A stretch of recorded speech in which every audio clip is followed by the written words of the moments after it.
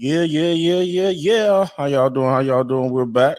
Gates Open Media, man. Catch up over there on YouTube, Facebook, all that good stuff.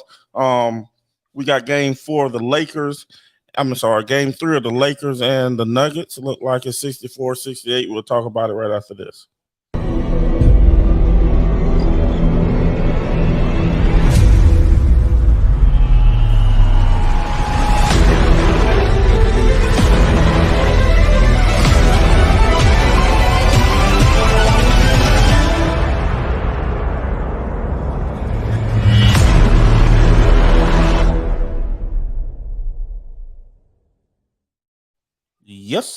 Yes, sir. We are back.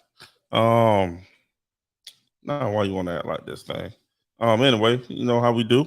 Go right into it, right into the stats of the game, the first half. We're midway through the third quarter right now. Look like 66-71, Denver's up. Jamal Murray has had a great first half anyway. So let's get into it.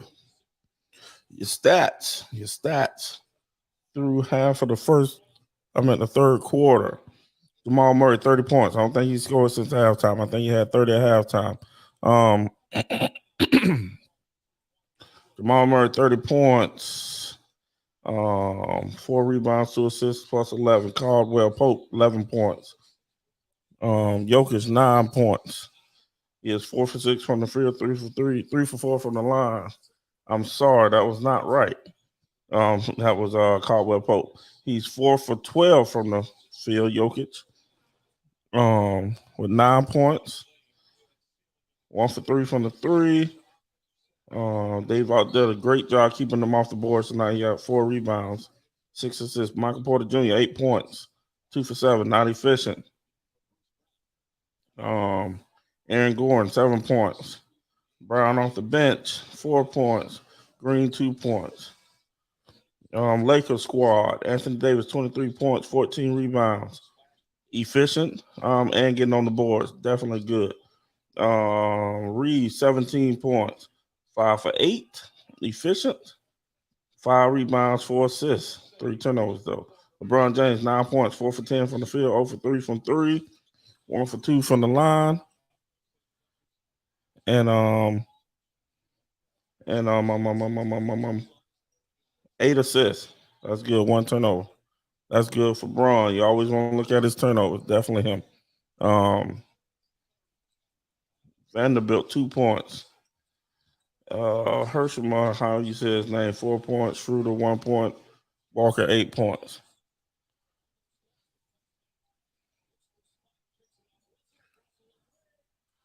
D'Angelo Russell has been playing like garbage this series. Just missed 2 threes in a row.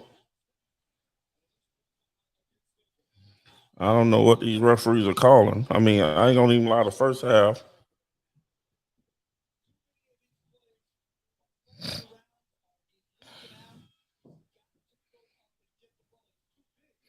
That first half looked like they were calling some things for Denver, to be honest. I ain't gonna even lie. But the second half looked like the other way around. Where's the foul? Let's see what kind of foul we got.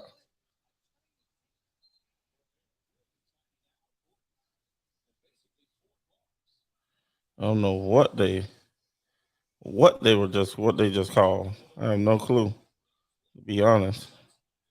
Reeves just hit a big 3, tie the game up at 71.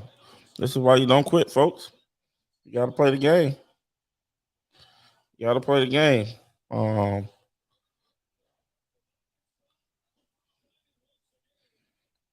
I'm just trying to see what's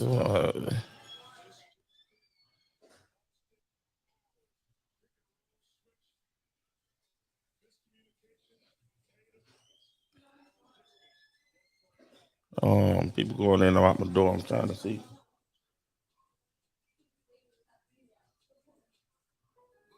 What's going on? What's going on out there? But anyway,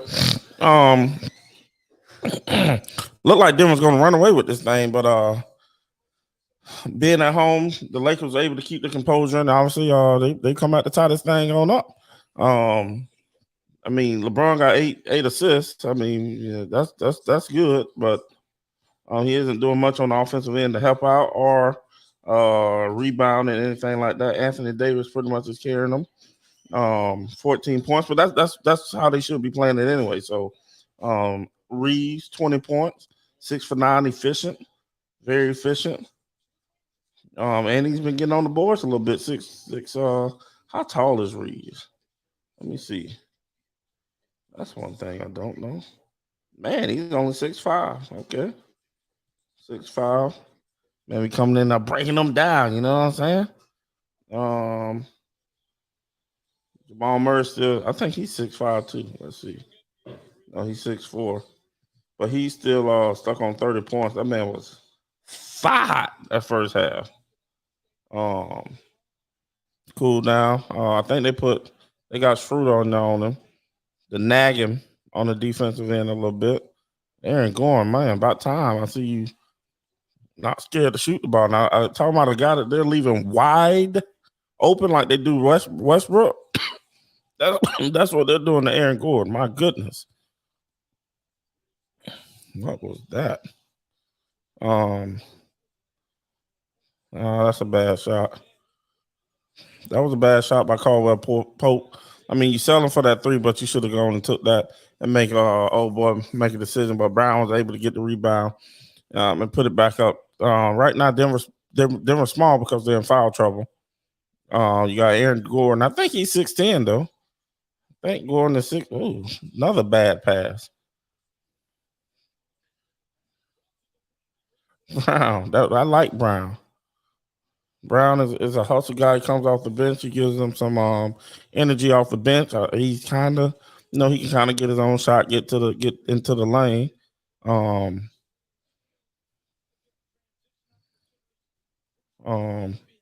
But yeah, so you like him if you're Denver.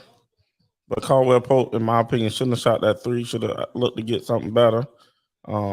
Tip in by Brown there. So Bruce Brown was able to come up and get that tip.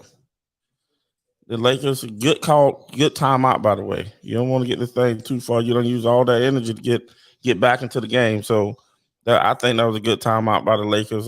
Get everything settled and maybe make a little adjustment or just slow everything down. But that was a good timeout if you ask me. A lot of coaches they'll go and just let the game go and let the game go, and don't make don't take no time. Oh, I'm gonna let my players get through this. Then they got slaughtered by the time a natural stop in the game or you do call the timeout. So that was a good timeout in my opinion because all the energy the Lakers have used to get back into this game. And just remember, we ain't seen much of Braun yet, on the offensive end anyway. I think he got 9 points. Yeah, 4 for 10. We ain't seen much of Braun on the offensive end. Hold on. Seen them try to go in the post earlier. That's a good idea if you ask me. But then they moved to the zone to try to stop that a little bit. And then I think they started making some outside shots at that point. So, Schroeder, yeah, just missed the 3 right there, obviously. But they're leaving Aaron Gordon wide open.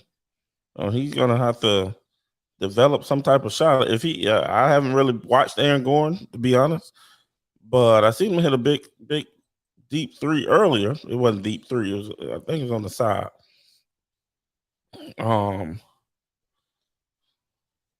So they're gonna have to do something. And look like they're doubling Anthony Davis right now. So I mean they're gonna have to. But I think Aaron Gordon, he's gonna have to develop a shot this summer. Obviously it won't come all in one summer, but he's gonna have to develop something because you can't be in the NBA and left that wide open. He's 6'10". And no, Anthony Davis is 6'10", 6'11". Let's see how tall Aaron Gordon is. Oh, he's 6'8". Okay, a little smaller than I thought. I thought he was 6'10". So, but he's definitely gonna have to develop a jumper. You can't play. You can't be effective in this league and be left wide open like that. I don't know if you guys have no. See, another thing, he can't allow LeBron just to be just to have that wide open of a lane. When he came up, Bron picked up his dribble. He can't dribble anymore. Go crowd him without fouling him. It's really not that hard. Now he be able to get the easy assist. Oh, that looked like a foul. Man, that looked like a foul, honestly, on because he grabbed the rebound right-handed and pushed it off with his left hand. I have to see it on instant replay, but that looked like an offensive foul actually on Aaron Gordon. LeBron trying to force his will, and they're bailing him out with these foul calls. They're bailing him out with these foul calls.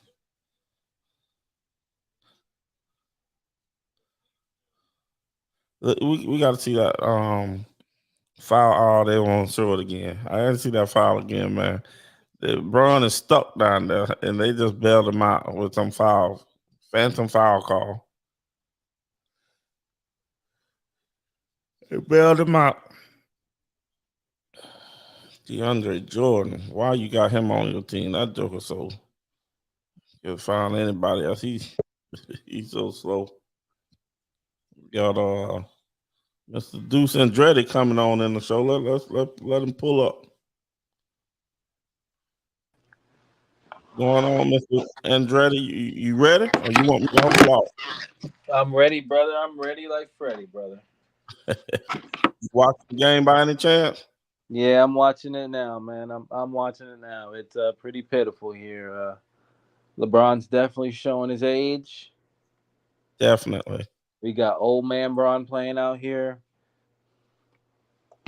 And I tell you, they're doing whatever they want. They bailed him out there just a play ago when he got the free throws. Got down there. Yeah, no. But see, what they're not. See, the funniest part is is they'll bail him out against the Warriors, but then they're not going to bail him out this year. In this series, which is just hilarious to me. Like, yeah, they wanted them to beat the Warriors. That's probably why. So he had that talking point, I guess, for his legacy.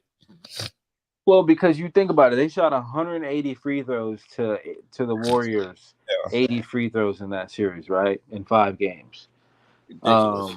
And then you look in this series, the free throws it's more, spread out.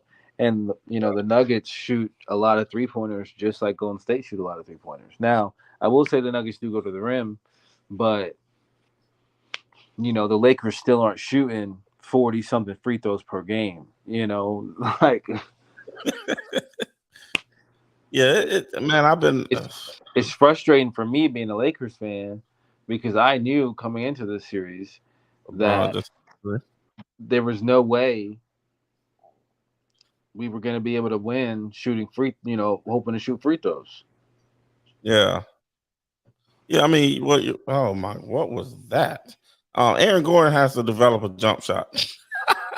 They leave this man so wide open. Oh, LeBron just hit 2 threes in a row.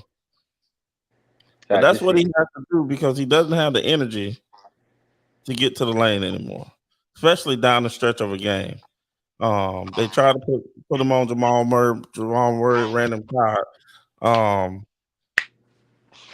The problem is with LeBron, man, he can't do it on both ends, and I'm not hating on him because he's 38 years old. But at the end of the day, it's like, dude, if you can't, people have to stop giving him credit for stuff, like he was doing it, on both ends for like 12 years. That's not the case. Exactly. You know what I mean? He was not Kobe. He was not Jordan. He wasn't Hakeem. You know what I'm saying? He wasn't Duncan. Where those guys just did it on both ends every time. Yeah. And that's the narrative that is always pushed, and that's what I'll be talking about. It's not that. Like his whole career, he's been looked at a pass first guy, but this guy has been scoring too. You know what I mean? It ain't just just all pass. Well, no, and the pass first narrative is nonsense. He was always a score first guy, but the way that he scores the basketball the best is, especially when he was younger and he didn't want to really even try to like, put himself. He wasn't comfortable putting himself in certain situations to score, but even like his main way of scoring was getting to the rim.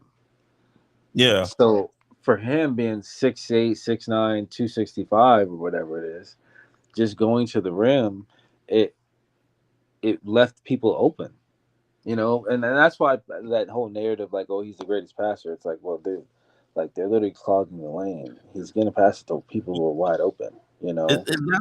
somebody sent me a text the other night saying, "Oh, it just showed JJ Redick saying this, that, and the other about." I mean, I probably try to put it in the group text, and I broke it down to him like that. Like, yes, you get into the lane is gonna break down, and they're gonna go after you. So somebody's gonna be open.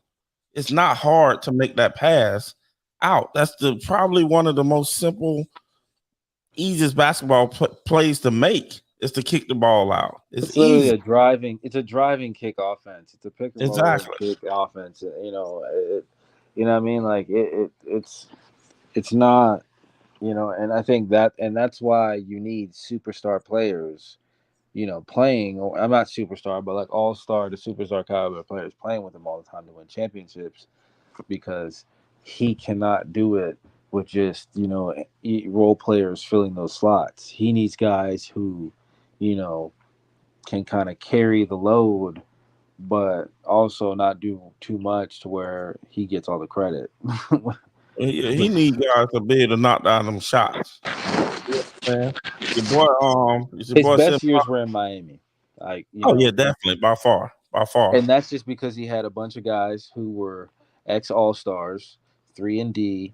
You know what I'm saying? Going to play the role. You know what I'm saying? Then he had Ray Allen, who was a clutch performer. I mean, he had the right pieces around him there. He took that shit for granted, and went on this bunny hop spree across the league trying to chase championships. But Your boy sitting politics trying to jump on you over here, talking about you trying to save some bandwidth, so you had to turn the camera off. Then you say you got that Sophie. nah, I'm wrestling with the boa. I'm wrestling with the boa right now, so They say your boy Timo said Jamal Murray's the top 2 guard. Definitely said he's better than Dame. He balling No, tonight. Definitely balling tonight in the first half. he's Anyway, not better than Dame, but I will say he is, like, the closest thing to Steph Curry or Dame in the league behind that. Like, I know people throw Trey Young in there and shit like that, but uh, Jamal Murray is like, when he gets Steph Curry, hot, which you know he just been hurt, man. When he was actually coming to his own, people forget in the bubble he was going off for like 40 and shit like that. Like, when he was what they said. actually getting into his, like, becoming an all-star, he tore his ACL and shit. He got Yeah, hurt. So, like, people man. just forget that because he hasn't played in a year and a half, but he was balling before he got hurt. I mean, he was I an ain't never all-star. really thought about the Dame comparison though. I mean, I do remember Timo saying that the other night. But man, I've never really thought about the Dame comparison. That's Dame man, is, that's I tough. don't think you can compare people like to Dame and Steph, to be personally honest with you. I think Steph is on a whole nother stratosphere than anyone else. But Well, yeah, I think Dame is also in his own category too. Then I would say you could put like Jamal Murray, Trey Young, what I'm saying, Ja Morant, guys like that in there. But mm. uh, it's hard for me to like put guys. I mean, I I feel would like say, because Dame is. Dame is an all-star. I mean, he's a superstar. Let's be honest here. Like, Dame, it just plays in Portland, and they suck. But let's be Yeah, honest. Like, Dame is a dog. Like, he's a walking 30 points and like 10 assists in the playoffs. he said Timo said he'll take Dame over he'll take Jamal over Dame. And that's an interesting take. That is interesting. I don't know. I mean, to be honest, I've seen Dame play a lot. I haven't seen Jamal play as much. So I don't know. I mean, I like Jamal game though. Lakers leading it right now, 85, 84 off of 3 off of I think well, I can't say the guy's name. Then he got to still take it. He missed it. I think Jamal he's up and coming, but Dame he's proven already that what he is. He's Well, yeah, solidified. definitely. He's proven. Dame is proven. Like Game I'm time. not putting him over. I'm not putting him over Dame. That's just disrespectful, and that's exactly why Dame needs to leave Portland. It's a shit organization, and they have people putting Jamal Murray and like Kyrie Irving in front of him. When in a one-on-one, Damian Lillard is gonna fucking blow by them and dunk on them. Yeah, I'm saying that's the difference about Dame. Dame is gonna do everything Jamal's gonna do, but he plays above the rim at another level. Yeah, I feel you. He's got like He's almost like D Rose with the bounce. Man, that is tough. But I feel you on that point, though. I have to agree with that. Dame can't hit a whole nother level. Steph and can't play above the rim if you feel like it. Wasn't he in a dunk contest? No, but he should have been. I mean, he was dunking on dudes all the time. Yeah. Yeah, and then like you say, I mean, Dame been doing it a hot minute too. I love to hear Deuce and Timo debate there. I sent him the link. I don't know if you know what I'm saying. I don't know if Timo ready for it. I did send him the link though. No, I'm just saying, man. You know, like for real. I just Jamal Murray's. I'm not shitting on him. I like him. I like the kid now. I think he's probably the best point guard to come out of Duke in like the last 10 years. But I didn't realize he was a point guard until honestly this series. To be honest, he came out as a 2 though. That's why he came out as a 2. But even when he was at Kentucky, he came out as a 2 because Jamal. I think it was someone was playing the 1 or whatever. But like Calipari said when he came out of college and he was being drafted, like he would play the 1, like he's a 1, like his playmaking. Because if you watch him in like what was it, the NCAA tournament or whatever, he was very good at like creating. They put him in the pick and roll a lot. Like he's nice. Yeah, he definitely can create. We've seen that even in just today's game. Definitely can create. And man, I like Bruce. Oh boy, come off the bench. What's his name? Bruce Brown. Yeah, I like him. I like him as coming off the bench, not as a starter. That's just a great pickup. Whoever their GM needs to get GM of the year because KCP, Bruce Brown, Jeff Green. Yeah. Those are just and I said it when they did it. I'm like, those are just great bench pickups. Sin Politics say he may have came in when Ty Lawson was still there, which may be true. I forgot about Ty Lawson. Ty Lawson went to North Carolina, I thought. Gary Harris for sure. That Ty Lawson went to North Carolina. Yeah, I know, but I mean when he was with the Nuggets. No, not Ty Lawson. No, he wasn't there. It was it Morris? No, what's his name? That plays for 91-88. The Lakers down now. Yeah, I'm watching it now. LeBron just got an N1. 90. He just got an N1. Let's see if he hits the free throw. I mean, listen, if they lose here, like, yeah, you can go ahead and call it a sweep because that's demoralizing. I don't think they bounce back from that. Okay, yeah. Just so y'all know, I'm watching on YouTube TV, so mine be streaming. I'm a little behind you. Yeah, the game 2, he missed a bunch of bunnies. He missed a couple of them anyway. He had the dunk he missed, 2 layups. Yep, just missed another free throw, motherfucker. And see, my theory is this is exactly why he passed the ball because he can't hit them free throws. Yeah, man. I mean, he was doing good shooting free throws though. That's what I don't understand. And they can't like stop the Joker. Like he's just giving them fucking buckets left and right. Like he's like, how do you want it? You want it on a floater? You want a Dirk fade? What you want? You want a 3-pointer off the pick and roll? Like how you want it? And you know that when you're talking the Joker, right? You know all the people all they talk about the plumbers and all this stuff and that stuff. And I say this man can't jump 6 inches, but he the 2-time, almost was 3-time, probably should have been 3-time MVP. And he balling at center, playing point center sometime. I'll be honest with you. He Double. should only have one MVP, maybe Or two. even if he got one, I'm not gonna argue with it. Even if he got one, he still was an MVP of this league. But people talk about these plumbers and all this stuff from the 80s. In my opinion, the difference in when you talk about the 90s, let's go to the 90s. When you talk about the 90s and today's basketball, the difference, in my opinion, your top 5 are going to be about equal. Is when you get to the bench. When you get to the bench, these players they're better. Overall, they're going to be better bench players than you had back in the day, because overall you just got better quality. But I would argue anything that your top 5 are just going to be about the same. What do you mean by top 5? Your 5 starters, for the most part, are going to be about the same. There's not much let off when you're going from 90s and now.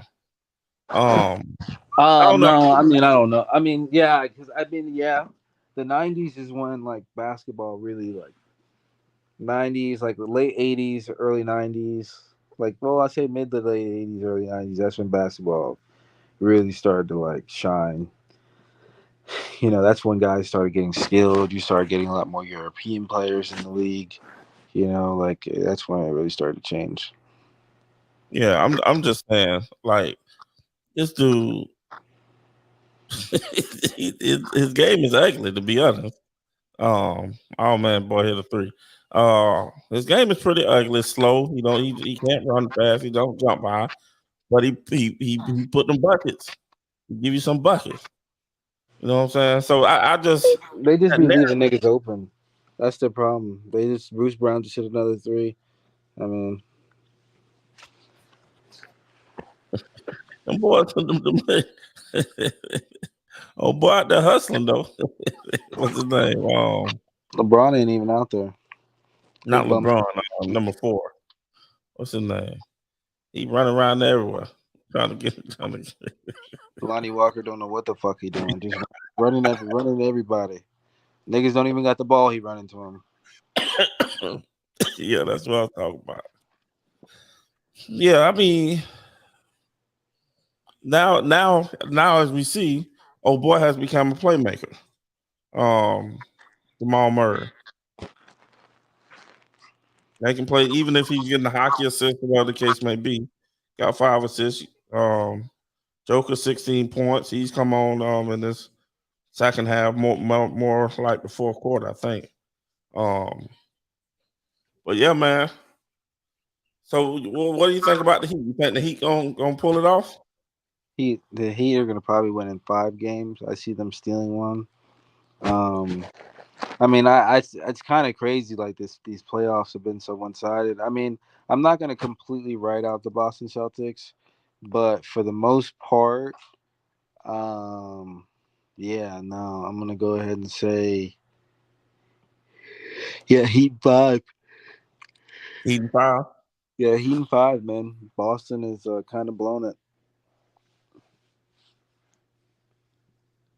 which I would have never said that before the series, but yeah.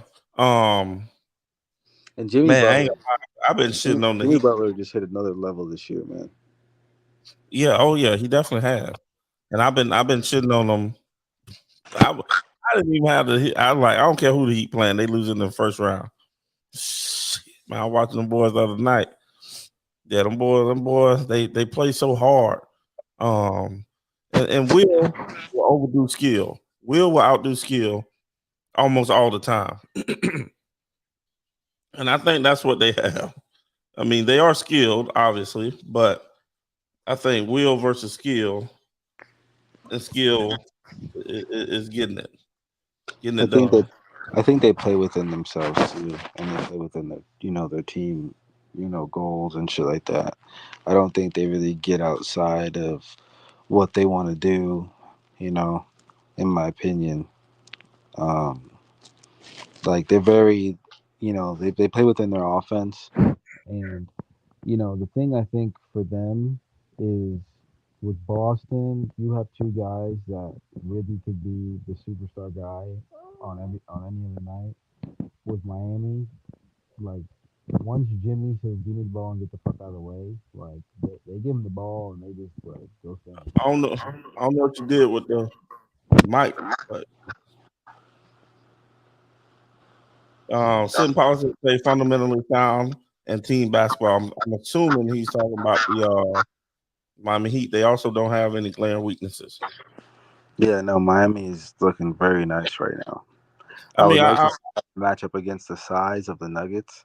I think yeah, I that's think what I that heard. that to me will be the ultimate, the ultimate test. But we'll see. I mean, I don't know. That length might. I don't think that this length is a problem. Honestly, if like the Nuggets keep this team together, it's going to be a problem for anybody. Like I see them kind of winning the championship at this point. Yeah, I do too, actually. And I actually saw it before this fucking series even started. I called that out. Oh, so I take that back. He was talking about the Denver Nuggets, not the Miami Heat. But the Nuggets too. are fundamentally sound too. But I think, like you said with the Heat, I think the Heat they know what they do, and they do what they do. They don't try to go outside of what they do. Each individual player, they don't try to just create something new. You know what I mean? They know what they can do well, and that's what they do, and they pretty much stick to it. Yeah, that's true. I mean, the Nuggets do too, though. See, the Nuggets have like 3 superstar caliber players, right? But like they got, Murray, they got Porter, and they got Jokic. Jokic is like transcendent. Murray's like he's superstar caliber, and then Porter's generational. At 6'11", being able to dribble and shoot like he can. But they Yeah, all play within the system. Like they understand they can't do it individually. Like, and people don't understand too. Like they've been together for 3 or 4 years, yep, and then they've lost in the playoffs multiple times as a 1 seed, as a 3 seed, as a 5 seed. Like they've lost. So this is not a surprise that they've finally been able to pull it together. Like this is something. They've been through the ringer, so to speak. Yeah, And exactly. people like me counting them out. But Porter came into the league hurt. They drafted him like when Philly got Embiid, kind of like trust the process. Man, Brown just got that thing in there. So it's kind of the same thing. But then you didn't have a Ben Simmons who just don't want to play anymore. The other guys, then your boy got hurt, like we talked about with the ACL, and Joker's been the only person who's been there like consistently been playing until these guys were able to come back, and now they're able to put it all together. So far, anyway. But even before that, they were losing in the playoffs and shit. Well, yeah. But that's what I'm saying. I mean, you had Jamal Murray hurt. You had Porter hurt, coming back off of back surgery. Yeah, but that's not the only season that they lost in the playoffs. They lost in the playoffs before that, any injuries too. I'm just saying, like they went through the growing pains, is what I'm saying. Like Well, yeah, that's what I'm agreeing to that, and then adding to that as well. But yes, you're right. Like, and I think they're a good team. I think if they can keep this exact team together, the pieces fit well, they could actually probably win 1 or 2. It just depends on what else happens in their conference, but I mean, I like this roster. It's nice, top to bottom. They're long, man. Yes. Another thing, it's in politics. Nuggets got 3 people who can match up with Jimmy. Miami got nobody for. Yeah, I mean that's true. I mean that is true. If I mean, Bam can guard the Joker. I mean, it's he's not going to give you any offensive input after, but he can definitely give the Joker. Decent game last night, though I will say. No, but he'll be so tired off of defense that he won't be able to do anything on offense, in my opinion. And LeBron just literally just bullied his way to the rim. It's just so funny. He'll do that when we're down by 10. The hell? Yes, because I guess he's trying to save himself for the fourth quarter. Well, hell, it's the fourth quarter now. Throughout the game, he's trying to pace himself, but it's not working. You're definitely gonna have to hit the gas if he has that. I just don't think he has, like you talked about earlier. I don't think he has that gear. I don't think it's there anymore. To Well, where for he the can way just he wants to play, he wants to just get to the rim and bulldoze people. Like it's obvious, exactly. like he doesn't have that. And also he rolled his ankle. Yeah, It's yeah. it's like you can't play that way. The worst thing he never did was develop like a better jump shot. Facts. But see, in that first half, though, when they decide to put him on the block, that's when they start coming back. But then Portland went to the not Portland, but Denver went to the zone to try to get him out of it. But they was kind of slicing that zone up a little bit too. But now you see LeBron want to go down there in the paint.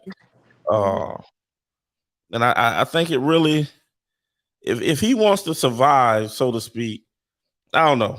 It might just be too late because his fadeaway is so ugly. Uh,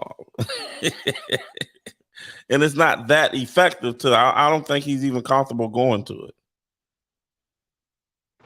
Yeah, no, it's late game. He's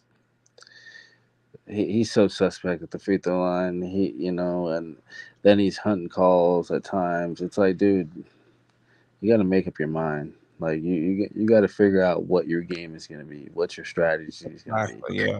Like Right. everybody has a way that they figure out that they want to attack the game.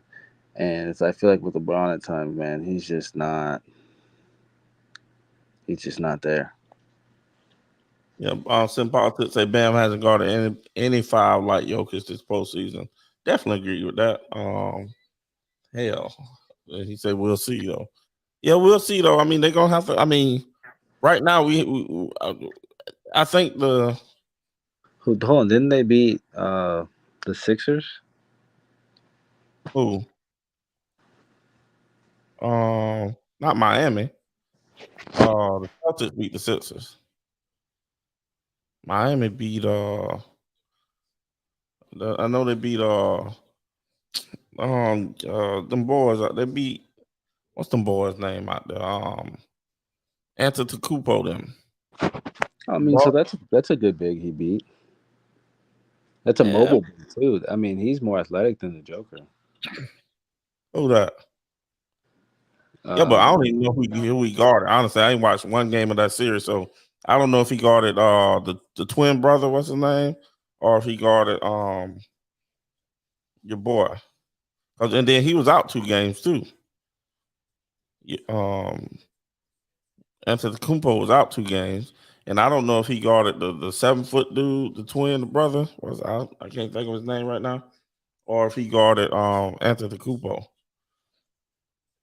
But it's gonna be interesting. It's gonna be interesting if it's a Miami Denver um finals. Definitely gonna be interesting.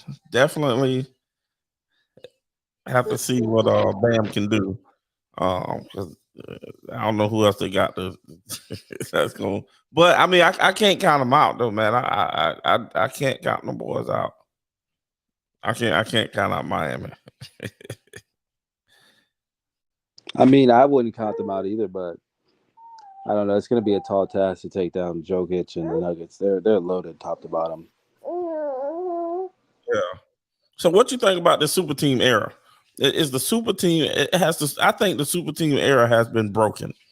Um, with injuries, with super teams not necessarily winning the championships. You see what happened with Phoenix, so to speak. Had an injury there with Chris Paul. I don't know if you call that a super team or not, but I'm just saying.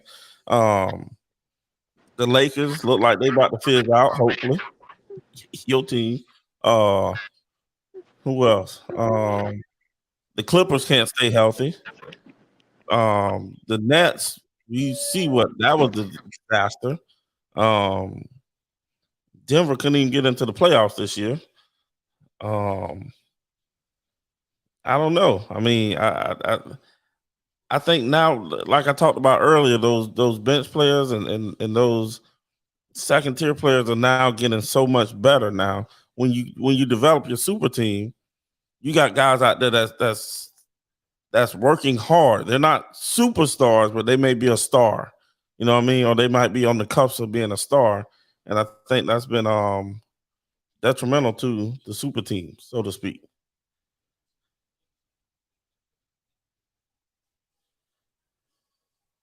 And I don't know if you said nothing, but anyway, looked like you had the baby there.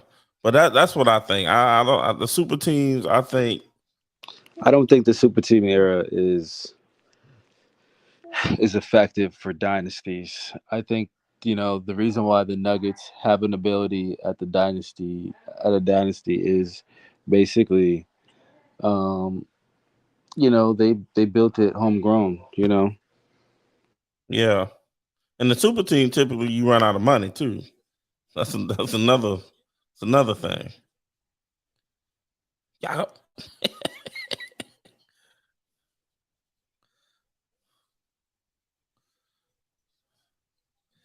I mean, Jokic started out the game slow, but he has come on here lately. He has come on well. How many points he got?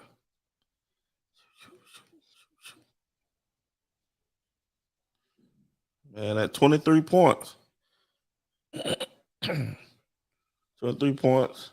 They have kept him off the boards, though. He only got 5 rebounds.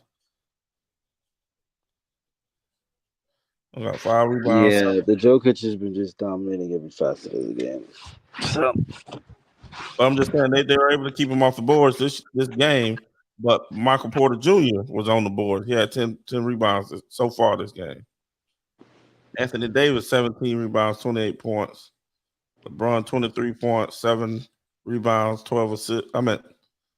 7 rebounds, 12 assists, yeah. Only 2 turnovers. So that's good for LeBron. But yeah, I thought listen. yeah, LeBron is just trying to just make sure that no one can say he played bad. Say what now? LeBron's just trying to make sure no one can say he played bad. Exactly. Exactly. Yeah, he gonna try to get up some points. He just hit a 3 not too long ago. But yeah, that's what he does though. The year that they came back and they was down 3-1 to the Warriors. That game 7, Kyrie probably should have got the MVP for that finals. But that game 7, LeBron slowed that thing down and was getting I can't explain it. You have to see it, but he slowed that thing down. Like, no, do this. He took the ball, took charge, and got the shots he wanted right there at the end. But I've seen him do that a couple times, and I just feel like he's just trying to make sure he was getting the MVP. Definitely on that one. All the other ones weren't no question. Get in there. Yeah, I'm eager. Definitely, if the Lakers can't come back and win, I'm eager to see what they're gonna do in the off season. Who are they gonna target? Who are they gonna try to get? They need to blow it up. You think they need to blow it up?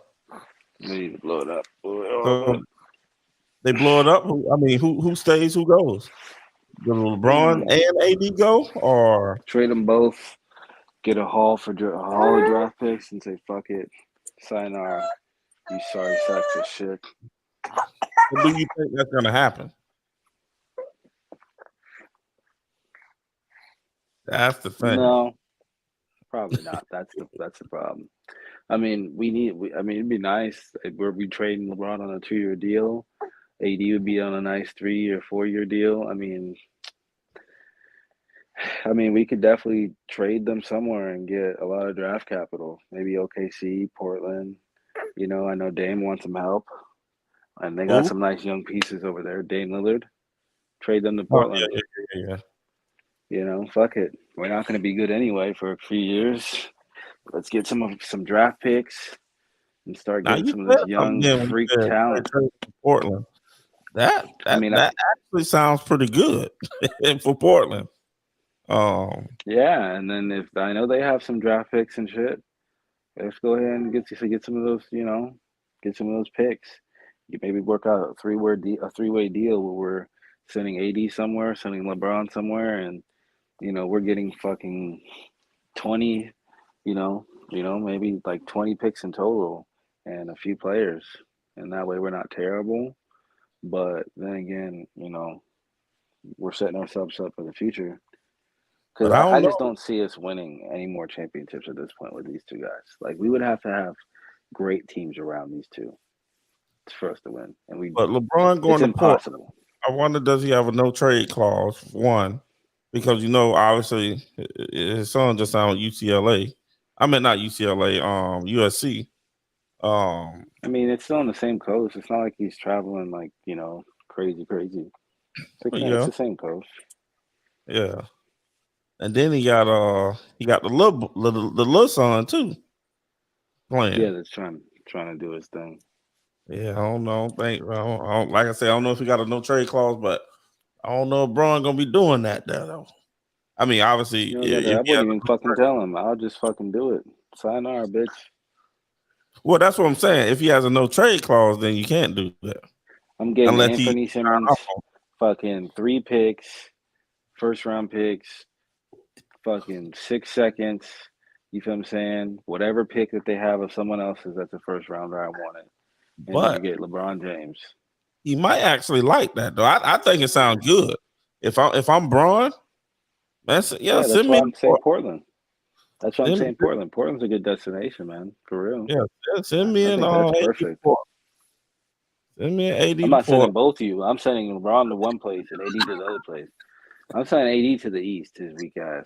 That way he can play soft and get away with it. Hey, Portland And might then want and then he both can of go them. play. So then he can go play Embiid and Giannis. You know what I'm saying? Every damn Ooh, time he goes to AD. I'm sending him to the East so he can get those matchups. Stop being soft. that ain't gonna happen. Yeah, we need to do something. There's only Joker in the West. I think that's what the problem is. Yeah, and that's why he don't want to play the 5 though. He'll probably go somewhere and say, "I don't want to play the 5. I want to play the 4." That's why they brought in Boogie Cousins in New Orleans, because he wanted to play the 4. So he might, what I'm saying, might do that. Yeah, that's a I mean, wrap. if I was him, that's when he was playing the best. I would say give me fucking Boogie Cousins again. He can go play with no, that's the what. Um, Carl Anthony Towns. That's still the West, ain't it? Ain't that the West? Or they Yeah, consider he's that? garbage. So I mean, he's so fucking soft, and he just fouls. He can't stay on the court. He's just pathetic. Carl Anthony Towns Let's is see. pathetic. Just Some a politics. waste of a match. Some politics say Lakers made a lot of progress this year. I think Braun's running it back. I figured the Lakers Yeah. would be done this series. Yeah, he said that. Nuggets just look locked in. Yeah, you're right. I couldn't call it because I was trying to not go against Braun, but yeah, this Man, I over. called that shit. I called that shit before the fucking series started. Yeah, LeBron is fucking old. His juice is gone. He's human. You know what I'm saying? AD yeah. is fucking pussy, and he can't carry a team to save his life. Fucking puss. You think 28-18, and you got fucking dominated like a little bitch. You needed 50 tonight, and you gave us fucking 28-18. Fucking trash. And the thing is, it's like he does play. He anchors our defense, but you getting those little 2 or 3 block shots, a game, and they're draining threes on you. Come on, brother. Them block shots ain't making up for them 20 points you gave up on the 3-point line. Like, it's fucking Yeah, Tim crazy. politics. I don't know about AD though. They might try to make something happen there, but I doubt it. AD for Embiid, calling it Well, now. these playoffs, man, go sit down somewhere. Braun played really well these playoffs. I mean, yes, overall, but He's played like shit these playoffs. His shooting percentages have been shit. His fucking yeah, scoring's been down. He's been playing like dog shit. From the LeBron we know. Now, from the LeBron we know he played like shit. Yes, he had a couple decent games in there, and they're trying to scapegoat old boy Brooks, but LeBron never scored fucking 40 on the man though. I mean, just being real. That was the only series where he fucking played good, and that's because Dylan Brooks said he was washed. And then it's just hilarious now because that's the only he hasn't had a good game since that series. It's just fucking crazy. Like I'm saying, like he hasn't had like a LeBron game since that series. You know what I'm saying? And it's just kind of funny, man, because people would tell me he's the number one option and like he's the number one, like he's the best player on this team, and you can clearly tell that he's not. Even though AD doesn't show up at times, you can clearly see that LeBron James is not the best player. Yeah, he's definitely not. And that leads me to another question, but I must do this first. Shots fired! Hey, Sitting Politics say you sound like a goofball. Then he say it's not no goofy shit. LeBron's fucking old. Don't do that. See, this is where the LeBron fans be killing me. He played. Just start cock riding him just because. Just saying fucking nonsense. If he played great, they would have won one of those 2 first games. Bro, they haven't won a game yet. He hasn't played great. Like, what are we talking about? Great is when you play good and win the game. That's great. This nigga that's what I've been telling him.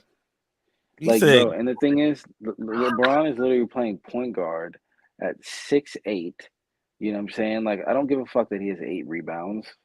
You know what I'm saying? I don't give a fuck he has 8 assists. He's playing point guard. Yeah. You're supposed to get assists. And you 6'8", you're supposed to get rebounds.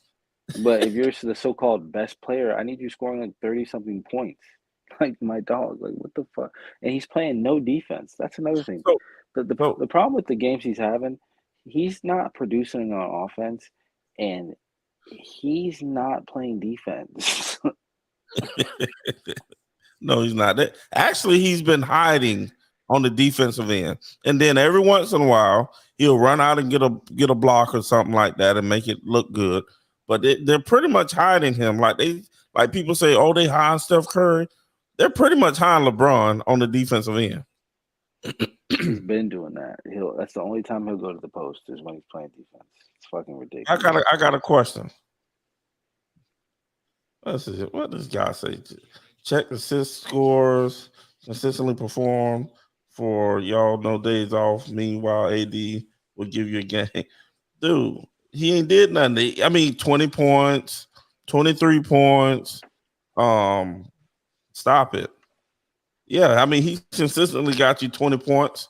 Yeah, I give you that. He talking about check the assist. And man's playing like fucking Klay Thompson last year on the finals run. Yeah, like 23 points. A little bit better than Klay Thompson. Like, that's inefficient. 8 for 19 is inefficient. But really quick. So what if? I mean, obviously you and I both, and I'm pretty sure Sitting Politics can agree that this is already over. But what if the Lakers won the championship, right? And AD gets the MVP. What does that do for LeBron? Gives him a ring he didn't fucking earn. Read your comments clearly. I did read that ragged ass comment. Check assist scores, consistently perform for y'all no days off. Meanwhile, AD will give you a game playing busy ball. What? I ain't need to read that crap. Man, literally can't MVP level basketball. I'm just saying, hey, what does that do to LeBron's legacy, Mr. Sitting Politics? If they was to win the championship, which we all agree that's not going to happen now, but if they was to win the championship and AD gets the MVP, what does that do?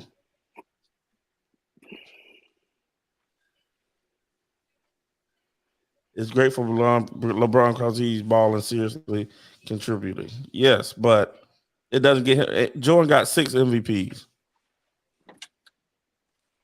You know what I'm saying? I think it actually it doesn't hurt, but it hurts in the Jordan debate. It definitely hurts in the GOAT debate. It's in the Kobe debate. I mean, I think Kobe was better than Braun anyway, so I don't know. Kobe had every part of Kobe's game was better.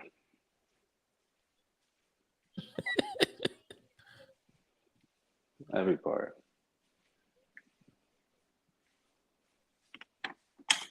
It's busty, not busy. Same damn thing.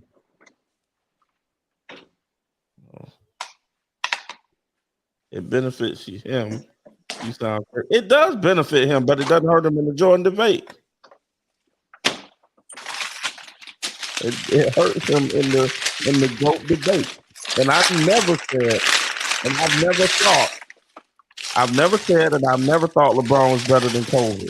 At any point in his career, I said Kobe was the best player in the league up until he hurt his Achilles. And then at that point, LeBron wasn't better than Kobe. Then at that point, LeBron had like a 2-3 years run, and then KD took it over. That's what I said. No, I don't sound crazy. You sound crazy. I'm taking Kobe every time over. Kobe was winning championships, man, towards Achilles. That ain't me. That's all Duke doing something, wrapping gifts or something, or opening some candy or something older. Motherfucker, Kobe was the next level. Like Kobe was doing shit Braun couldn't even think of at 21. I know, and then those I think it was 2 years or 2 or 3 years in the All-Star game where Kobe challenged LeBron man to man. Then LeBron gonna pass the ball. Then Kobe blocked the shot 2 or 3 times. I'm just like that right there to me. It's the competitiveness I'm talking about. He shies away from it when it's somebody on the big stage of a Kobe Bryant, something like that. When it's a Dylan Brooks, I mean, even the Dylan Brooks, he didn't. I felt like obviously Dylan Brooks didn't win the game, but I felt like it was a challenge that he didn't take. He didn't accept the challenge. He didn't do, and yeah, he played decent that series, but it wasn't something like a spectacular fashion. It wasn't like, oh shit, let's play that back again, huh? It's not like when Dame said, "Oh, I'm on Steph's level," and then Steph came out and gave him 45. You know what I'm saying? Exactly. It's just not that. It's not that type of response.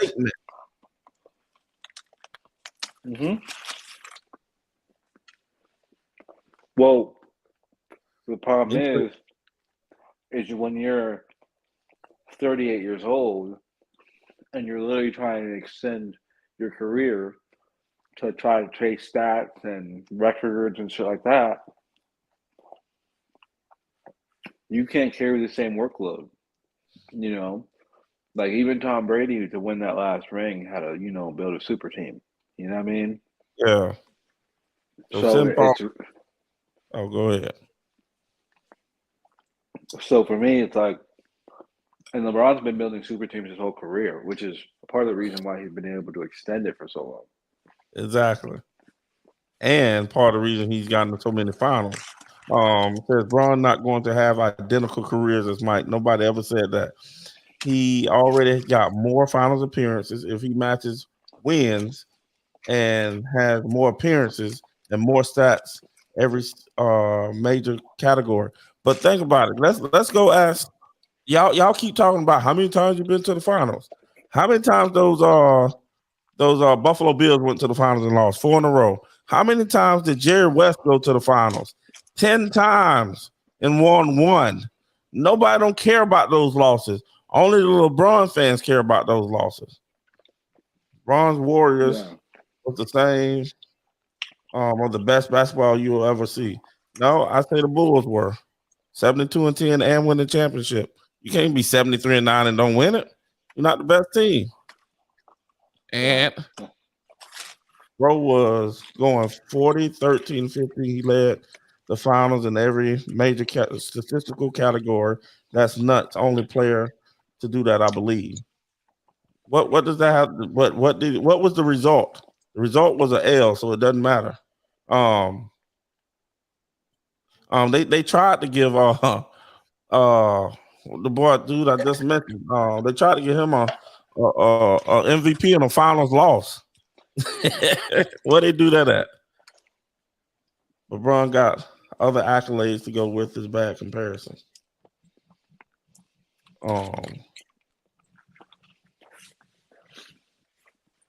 Super team comment was incorrect. What super team comment? Because that's what his whole career. Yeah, he had since he left Cleveland the first time. That's all he's ever done. Stop it. Super team. Every single one. Exactly. It has to do with being the best basketball player. What the fuck? Jerry West was 10 finals, 1 win. Stop it. That shit don't matter. Nobody don't care if you go there and lose. Only the LeBron fans care if you go there and lose.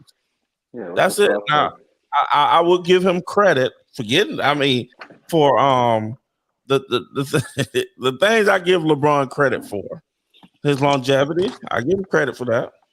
I give him credit for not, you know what I'm saying, by staying on the straight and narrow.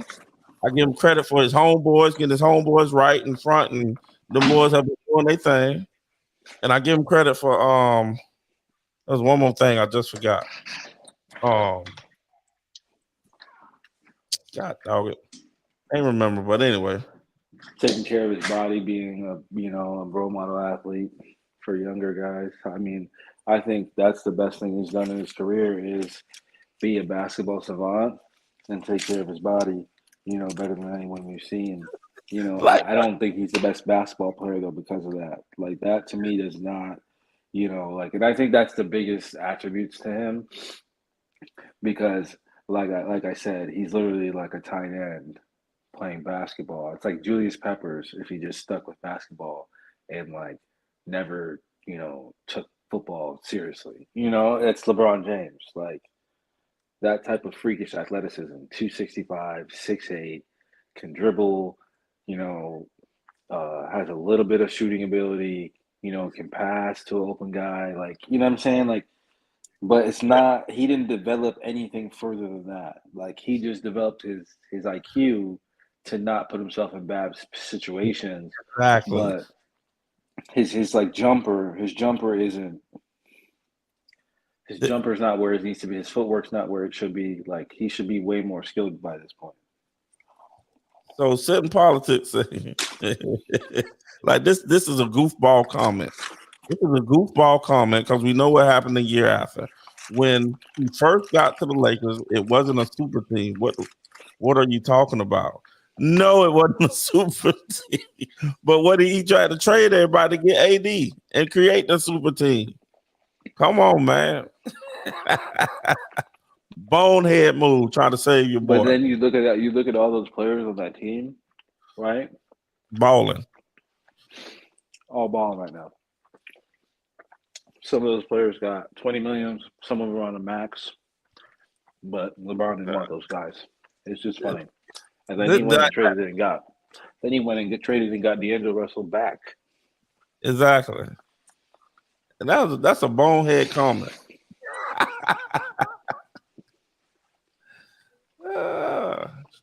I don't know if you tried to, but you turned the camera back on. But that how can he come on, man?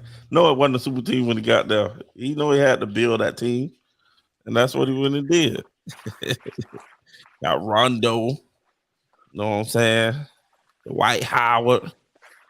What else they had down there? They had a whole JaVale McGee had just come off a couple of championships. Almost. Come on, man. That's funny. This is how the LeBron fans drive people crazy. Comments like this. Oh, send policy. Oh, he want to jump in here now. Oh, he want to. We shouldn't even let him on. Should we let him on, Cole? I don't know, man. He gonna have a lot of LeBron hate here coming. Yeah. Let me add some diversity to the fucking conversation. You got this man over here showing off fucking crackhead energy on the camera. I'm sick. I gotta put it out on here just to set the record straight. Y'all are crazy right now. Like, y'all are really talking about LeBron like he's just like some other player. Go ahead. He is just some other player compared to Jordan, compared to Kobe. Just because he's losing, just because he's losing to a team that if you're a reasonable basketball fan, you would have already known that they should lose this series. Like at the end of the day, like I'm not gonna sit here and like just like in those finals that you want to act like it's not difficult to get to the NBA finals or some shit. You're like, well, if he doesn't win the finals, then I don't even count those. So you not count anything that Michael Jordan ever did before he won finals? Like that's retarded. I don't count the finals. Yeah, runs hop in here, please. Go ahead. I don't count the finals runs because your boy stacked the deck for those final runs. Oh my made sure he had all the players that he wanted on his team, and then he sat there and still fucking lost after he should have definitely because his front office. This man went to Miami. This is the thing that's crazy. Turn your mic on if you want to talk to me. Turn your fucking mic on if you want to talk to me. Shut the fuck up. Listen, hey, look, you want to sit there? It's my camera. Camera. Okay, you know what the fuck I said. Okay, goddamn. Let's go. No, you said Mike. I know what you said. Okay, you know what I meant though. So let's go. So at the end of the day, this is what I'm gonna tell you. Look. Because the man's front office was incompetent, and he took that into his own hands as a player and did more than what he even needed to do. He came to the sorry-ass Lakers, traded all those fucking garbage-ass underperforming rookies, and said, get the fuck off the team. We're trying to go to the championship. Then they did. The whole world caught COVID, like I got right now or something. You feel what I'm saying? Oh, my God. Look, because you're going to find a reason. You're going to find a reason to take credit away from him for no reason. This man ain't just like finals. Every single year, like I said he would. And AD, every single year they've been together, they have missed significant time, except for when you get 4 months off for the bubble. Stop it. Okay. I said that when they got together. What are you talking about right now? They just and also to respond to Deuce's comment. 4 months. He's basically. Let me just explain what he's saying real quick. He's basically saying that. You understand the 4 months thing? Okay. Yeah. No, my point is everybody had the same amount of rest. So what are you even talking about? It was under the same. Like everybody was playing under the same rules. Correct. Same disadvantages, the same advantages. I mean, except maybe LeBron probably would have been hurt. It's the point. Both of them probably would have been hurt. But they weren't. They've been hurt significant amount of time. Plenty of other teams deal with injuries, like the Miami Heat are dealing with right now, for example, that you could make the same argument. If they didn't have rest leading into the bubble, maybe they wouldn't have been. The thing is, there's a whole different like mental. There's a hold up. Time out. You're only choosing to focus on that one part. You're not even choosing to like focus on the fact that there's a whole nother like mental challenge and mental dynamic that's going into playing in the bubble. So it's like, yeah, because it doesn't fit your argument. Of course you don't care about that. The thing is, like, for you to sit here and act like you could actually quantify what, bro, come on, man. This man got the sub rapper right in the mic. My bad. You know what I'm saying? Like, Jesus Christ. I'm just going to say, though, brother. Put the jersey mics down and argue for your man. Them guys are getting paid millions of dollars, brother. I think. Yeah. How long? I think they can handle the bubble for a couple of weeks. You know what I'm saying? Bro, the world had COVID. Them motherfuckers were sneaking prostitutes in there. Them niggas were smoking weed every day in there. Fucking prostitutes, playing video games. They were fucking on vacation. Yeah. So at the end of the day, even if that's true, that has its own challenges that comes with it, which every team had to deal with. And the Lakers ended up dealing with the best. And when you say they haven't sniffed the finals, I would argue right now they're in the Western Conference Finals. They're sniffing the finals right now. They're one series away, and they shouldn't even have been here, in my opinion. I'm with Kent. I'm not calling you crazy or anything like that because I picked the Grizzlies to beat them as well. This man couldn't handle the fucking pressure. Or whatever, I get it. But yeah, I picked them as well. So, I mean, I'm very impressed with the playoff run that LeBron and the Lakers have put together. I think really for me, I'm not a big fan of Rob Pelinka, but by the way, can you hear me fine? Oh yeah. Okay, just making sure because I got my headphones outside the hoodie. So, but either way, but I think it's a big testament to Rob Pelinka as the GM because I wasn't really sold on him, but he put together a team that legitimately is making a finals run right now, which to me it doesn't even make any sense. But the person that deserves the most credit, in my opinion, is LeBron James. Regardless if they end up missing the finals or not, this is a playoffs that for me I'll remember fondly of LeBron, where he overachieved and his team overachieved. But you know what I mean? Look, like, I ran him out the chat. It's all good. His team has overachieved. He didn't overachieve. He's a part of that. Mean, what are you talking about? You can't isolate him from the team. That's crazy. His team overachieved, yes. Which includes LeBron. With them on I'll it, let you go. Okay, yes, they overachieved. But you said you isolated him first, and Deuce is coming back in. But you isolated him first. Scary ass. When you said him, he has overachieved. If I do it, I can't do it, but you can do it. This guy. Yeah, turn the camera on. Oh, look at him. Oh, big surprise. He's in witness protection. Again. What the fuck? Golly. Can this man get 5 minutes to get on the camera and get on a fucking mic? Jesus Christ. Go ahead. Bro, listen, Braun, listen, you over here trying to, take up a Braun, and I get it. He's had a very great career. But when it comes to this GOAT debate, man, LeBron has, literally taken himself out of the conversation with the constant bunny hopping teams for better situations. And the thing is, and not win. He has a very good media team. He's controlled the narratives around it very well. He's pushed those narratives and agendas very well, like a politician. But when you look at the way that other people won their rings compared to the way he's won his rings, the degree of difficulty is nowhere near the same. Like, to win your first ring, you go to Miami with Dwayne Wade, where you literally said, because you knew the team that you put together, even past Wade and Bosh, how you had Battier, Rashard Lewis, Ray Allen, Chalmers, a lot of those guys are role players. But okay, let's name them as if they're fucking all-stars. Go ahead. Former all-star players, and one was a former two-time defensive player of the year with Shane Battier. So it's like, hold on, is that true? Hold on, don't just say pull it up, Ken. Come on, man. I know it's your show. Don't let him just lie on your show because he will. You know what I'm saying? I know he won one. Yeah, sure. Okay. Yeah. He won one for sure. Oh, okay. Got you. Continue. He was the man. I'm not arguing. Shane Battier was nice. So he did all that to win rings, but then you lost 2 out of the 4 trips you took in that city, and then you left because Pat Riley wouldn't give you complete control and autonomy over the team. They give you basically do what you wanted. And what he wanted to do was get rid of draft picks and gut the rest of the franchise, which Pat Riley wasn't willing to do. So he went back to Cleveland, but he only went to Cleveland because he was able to convince the fucking dude who he was having trouble with the first time to basically construct the roster the way that he wanted. So instead of drafting Andrew Wiggins, he said, okay, trade Andrew Wiggins, get Kevin Love. We already have Kyrie there, who I've already been kind of training with in the offseason a little bit. Tampering. Where's the issue? I'm just trying to get you to get to the point here. Saying, I don't understand that. He's never fucking he's never built a dynasty because he hasn't taken the time to actually grow one. That's his way. What does that matter? What does that matter how he did it? Really, we're just judging his career at the end of the day. Like what he did. And what he did was spectacular. Because how the other guys didn't matter. That's why. Okay, but you can't quantify when you say that you can't quantify the difference because those guys that you're talking about, you're comparing him to without any context. And listen to what I'm saying. I'll let you finish saying people's names. Go ahead.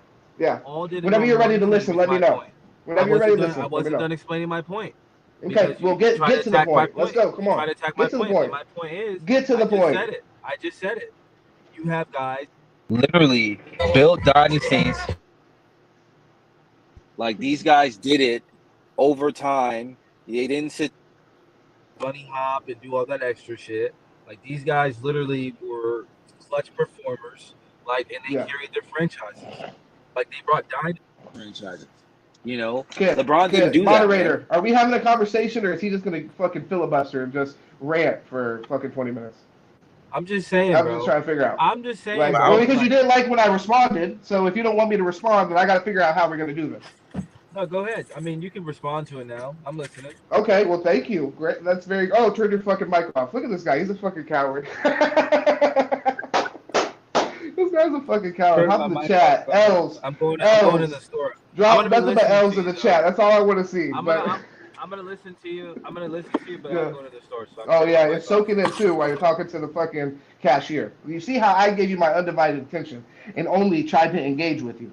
But either way, let me go ahead and cook for you. So either way, when you're comparing him to those people, you're ripping away all context, and all he did really is take his own career in his own hands. Those guys went to the Lakers. You compared him to Tim Duncan. Somebody you compared him to. These are all like prestigious organizations that had talent when those guys got there. The Cleveland Cavaliers had never done anything before LeBron got there. How many rings? Let me finish. Hold on. Let me finish. Can I finish? This is crazy right now. How he's already. Yo, can we get a mute on Deuce Andretti?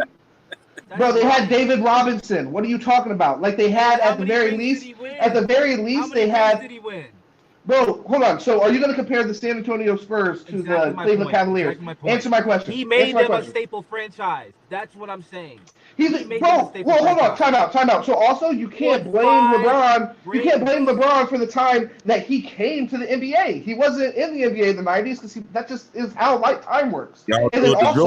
And then also, by the way, you're being dishonest because stupid motherfucker, turn your goddamn fucking camera on. Goddamn, LeBron James made the Cavaliers a fucking brand in the NBA. Stupid. What the fuck are you talking about? How did he make him a fucking brand in the NBA? Bro, one fucking Donovan Mitchell just went there and was happy. Like, what are you talking about? Go there because LeBron. Oh my God, this man. He got traded and he was happy and he signed an extension. Like, what the fuck are you even talking about? So it's like that doesn't even happen before LeBron goes there. Like Cavaliers right now.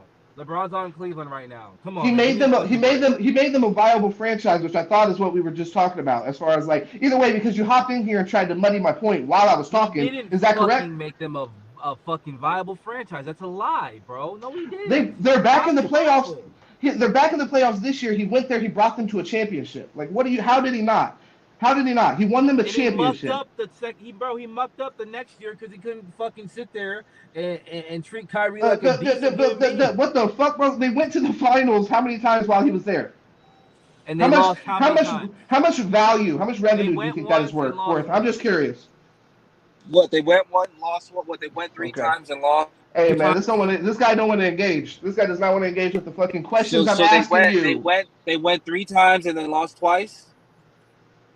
Is that what I asked you? That's what I'm saying. I'm talking and then you won't even answer the question. You keep on answering my questions. That's literally what you said. Oh, how many times they went to the finals? Yeah, they went 3 times and lost twice. Bro, and then I asked you how much we're talking about them as being a brand. When had the fucking Cavs been to the finals before that? You sound crazy. Like if a team goes to the finals 4 years, you think that doesn't have an impact on their brand, what they are? Like I said, they probably were upside down after that finals. That tells you the owners were willing to pay. Down. They're probably upside down after that. Okay. They didn't even get their investment back. So also when you're talking about situations where Michael Jordan, for example, let's use him. He went to the Chicago Bulls. They put together, thankfully, a great team around Michael Jordan, which Kent has even said rivals the teams that LeBron James has ever had around him. Like the best Jordan teams rival those. So it's just because it happened organically. I don't understand why not LeBron James for that. What are we looking at? You don't have now. That one's fine. Yeah. This is just a fucking pure lie. Yeah. No, he tells those. He tells those where they're just 100% a lie. He's not one of those people where there has to be a little bit of honesty in the lie. You know what I mean? Like they say that sometimes where they're like, oh, there's a little bit of truth in the lie. No, it doesn't. It don't even have to be like that. It could just be fucking wild. Have we go? Like pure bullshit. Oh, look at that! Hold up, I just saw David Robinson won one of those though. 92. Oh, 92. God damn. The Spurs go back to 92 with their dominance. That's nuts. Yeah, look, dropped out again. This man's fucking hilarious. But yeah, really, look, at the end of the day, that's my point. I feel like like LeBron James, him being knocked for going to the finals to me is crazy. You don't give him the credit as if he won. Obviously, if he won 11 finals, which I think is how many he went to, then that would be like nobody could fuck with that. Then at the end of the day, we wouldn't even be having this argument. So I'm arguing in reality as if he went to the finals, which is an incredible feat, and then yeah, he lost. So I mean, we got to look at those. But I also take into consideration those finals that he lost. More times than not, he was not favored in those finals. So I mean, like just for us to expect him to win the finals because he's the best player on the court, I think that's a little unrealistic. Because you went and put teams together. That makes it worse when you make it to the finals. That's why they got to the finals, though. Huh? I'm listening. I'm saying that's why they got to the finals. Like because he put that team together is the whole reason they got to the place they got to in the first place. But it makes it worse when you get there. Yeah. If we out on the court and I'm picking I get to pick everybody first.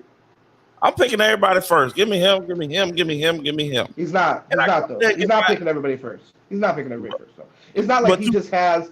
It's not like he just has the pick for whatever play. He said he wanted to play with Kevin Durant. Didn't play with Kevin Durant. Said he wanted to play with Paul George. Didn't play with Paul George. Didn't want to play with him. Wanted to play with Kawhi Leonard. Okay, well that's my point. You're acting as if LeBron gets to come out and literally pick whoever he wants to play with. That's not the case. At that time when he went to the Heat, he damn near could have if he would have took a pay cut to play with anybody he wanted to. But it's like, okay, I'm going to play at all my homeboys. I'm going to play at all my homeboys. Not one, not two, not three, not four, all that BS they had, and you win two. You win two. Yeah, I mean, look, I would say that's disappointing, but those San Antonio Spurs teams were great at that time. I remember those teams being deadly, like those teams being like hard to fuck with. They were the best offensive team at that time. If you remember, it might have been First Take or whatever, but Skip Bayless all year. Like for years was saying like, yo, Spurs, it's going to be boring. Y'all are going to hate it, but the Spurs are going to win the championship this year. You're supposed to be the GOAT. You're supposed to be the best player in the world. Not and only that. And he did overcome them in one series along with his team. They overcame the Spurs. But like, it's just like, that's fairy tale shit. That's fairy tale shit to sit here and act like every year, like the person that's the best person is going to overcome the best team. Like that's not going to always happen like that. What this man got some Gatorade, decided he could come back. He got some Gatorade and a 5-hour energy.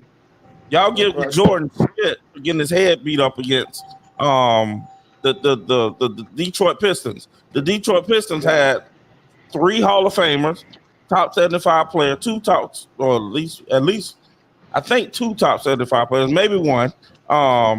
Then the damn Celtics, they was fucking deep as hell. They had 5 Hall of Famers. Hold up, real quick, time out. What you're saying right now, and then Deuce earlier was saying, these guys did it. They waited and did it by themselves. You're sitting here naming these teams that he mentioned, and like 5 Hall of Famers on them. Like I said, these are great organizations that put these teams together organically, but LeBron didn't have the luxury of playing for organizations that he could trust the front office. Except the Heat, which maybe was a mistake. Well, no, I'm saying, hold up. So I think you never Jordan was playing with the cocaine circuit, or whatever the fuck they called them. Everybody fucking is on drugs on the team. They all using cocaine. Then Pippen got there. Pippen wasn't even a starter the first year. Matter of fact, the first championship, Pippen wasn't even an all-star. It took Pippen. We know what he was though. It took we know now Pippen, what he was. It doesn't matter. He wasn't an all-star. It took Pippen. That first year he was there. He was there. Hold up. That first year he was there. He had to learn what he was going to be, but he averaged 7 points coming off the bench. I don't give a damn what we thought he was going to be and what we knew he came out to be. But guess what? He wasn't that at that time. It matters. Especially since we know one of his biggest strengths was his defense. Especially since we know now one of his biggest strengths was his defense. He was not there. Therefore, the 7 points a game is like, okay. He was not that player at that time. Just like D'Angelo Russell, he went off from the Lakers, became an all-star with the Nets, and now he's back with the Lakers. He's a better player now. Okay, same thing with Pippen. Pippen wasn't nobody. Huh? He could be. Pippen was, what you're saying is like not like it's not. It doesn't refute what I'm saying. Like because Pippen may be better later on in his career, like everybody. So yeah, we agree on that. It still doesn't discount that he still like had the metal that made him the player that he was. So in moments where he needed to step up, he had that player he could still trust. And Pippen specifically, like Rodman, had a specialty that was off of scoring. So for you just to mention like he had 7-point scoring is kind of irrelevant if he was strapping up. That's like, for example, to say hold up real quick. That's like to say Kawhi Leonard when they originally played the Heat. I believe he had 12 points in that series. It didn't matter. That's not where Kawhi showed his value. Even though later on in his career he would show value in that part of his game, he was strapping the fuck up. Exactly. Meaning, if exactly what you coming off the bench, you're not helping nobody. If you're only scoring 7 points, you're not helping us win nothing. You're not helping. Yes, you're going to become this great player. Yes, you're going to become this great player, but now, as we sit, Kawhi wasn't that great player. No. Pippen wasn't that great. Not true. Jordan came in the league doing it. Jordan came in the league doing it. What you're saying right now is not true, y'all. He's lying to y'all. You better stop. Because the player, it's a very naive take to say that because a player only scores 7 points, he can't contribute to the team winning. That's nuts. Like, you sound crazy right now. Because we've seen situations. He was playing like 15, 16 minutes a game. What you mean? We've seen situations where players like Tony Allen or Marcus Smart could score 7 points and still affect the game in a huge way. That's why when we get far away from things, that's why I feel like we start to romanticize it a little bit. The difference between me and you is you're romanticizing because you think there can't be a conversation. I'm not saying there can't be that. I'm not saying Jordan may not even be the greatest player. I'm just saying there is 100% a conversation, and y'all are disrespecting LeBron's name. No, there's no conversation about because y'all felt like you could. There's no conversation about LeBron and Jordan. And once again, what you're saying, there is actually. Tony Allen comes in and give you 2 blocks. It might be the most pivotal point of the game. Okay, maybe Pippen did. Maybe Pippen could have done that, but he didn't. He didn't because it showed because they wasn't winning anything. They'll make it to the playoffs. Matter of fact, they tried to trade Pippen twice. They tried to trade him for Tracy McGrady and Sean Kemp. That'd been fire. So they were trying to build super teams. Interesting. They just couldn't do it. Nobody wanted to play. No, they was trying to trade Pippen. Trade Pippen. Listen, and by the way, the fact that Pippen possibly could have got you Tracy McGrady or could have got you who else did you say? It was a rookie. Sean Kemp. It was a rookie. Okay, so the fact that Scottie Pippen could have garnered you that level of player back, I mean, speaks to the value that he had. And at the end of the day, like I said, on his own team. This isn't even really about like the Bulls and them. Honestly, it has to do with just like team construction, and y'all holding that against LeBron, which is crazy. Than Sean Kemp. Sean Kemp ate himself out of the league, and I agree. Pippen I agree. And guess which one? Michael Jordan got to play with? Yeah, Scottie Pippen. Yep. We're in agreement. Jordan told him, "Y'all better not trade him." Yeah, that was I done brought this man down. I done worked with him long enough. Yeah, I know what Jordan said. Can't take Larson from me. Yeah, no, I feel you, dude. I think at the end of the day, definitely there's an interesting dynamic there that you have to consider, though, as far as like front office competency. We've seen people like Dame Lillard. Y'all were talking about him earlier. You could argue Dame Lillard, he was sitting around waiting for them to put that team together too, and it just never happened. So LeBron couldn't cheat himself, and really Dame Lillard really shouldn't have cheated himself out of just being able to experience, that in his career. We are in a era of super teams, which got brought on before LeBron. LeBron's really just reacting, and he just reacted. I wouldn't even say he reacted the best, because like really the Clippers really put together, I thought, the best team, but they just fucking couldn't keep it together. So part of me says Kawhi reacted the best and really like quietly put together. I didn't have a problem. I didn't have a problem with LeBron leaving the Cavs that first time. I didn't have a problem with that because they wasn't putting. I mean, truth be told, they were putting old talent around him. You know what I'm saying? I get it, but he had everything he needed in Miami. He didn't have to leave Miami. Yeah. He didn't have to leave Miami. I think you're correct. I think that that's an interesting conversation to have. I think at some point where we could really get into that, as far as like that may be. In fact, but the point is that I think that may have been built up from his distrust with the Cleveland Cavaliers, and he thought he couldn't trust Pat Riley, which was stupid, to be honest. So it's like Riley I got think 2 championships. I can see how, yeah. No, I mean, I'm with you. I think that's an interesting thing to consider. Is like maybe he jumped ship on that too early. But I mean, at that time, if you were looking at D Wade, he wasn't playing. He was just hurt a lot. So that was just like a coin flip. Which I mean, he ended up going to the Kyrie situation, which ended up being kind of similar as far as like just from an injury perspective. But who wouldn't have wanted to go play with Miami and that organization? Then I think almost any player. He probably could have got Kevin Love, whoever he wanted to come down there. Oh, yeah. No, I think you make an interesting point. Now, if Pat Riley would have said, no, we ain't getting this player, no, we're not getting that player, that might be a whole different ballgame. I don't know what those talks were like, but I think it was a little bit of that. Yeah, LeBron wanted something, Pat wouldn't give it to him, whatever it was. Yeah, but at the same time, I think that's where LeBron maybe shouldn't have had yes men around him and had somebody to check his ego a little bit and say, like, this man's really doing what's going to be best over the next 10 years. And I think like at that time, I think Pat Riley even said this, where he kind of spoke out about it and said, like, hey, I'm going to do what's best for the Miami Heat. And even for me at that time, I thought, like, oh, damn, well, LeBron needs to do what's best for LeBron, and he needs to win now.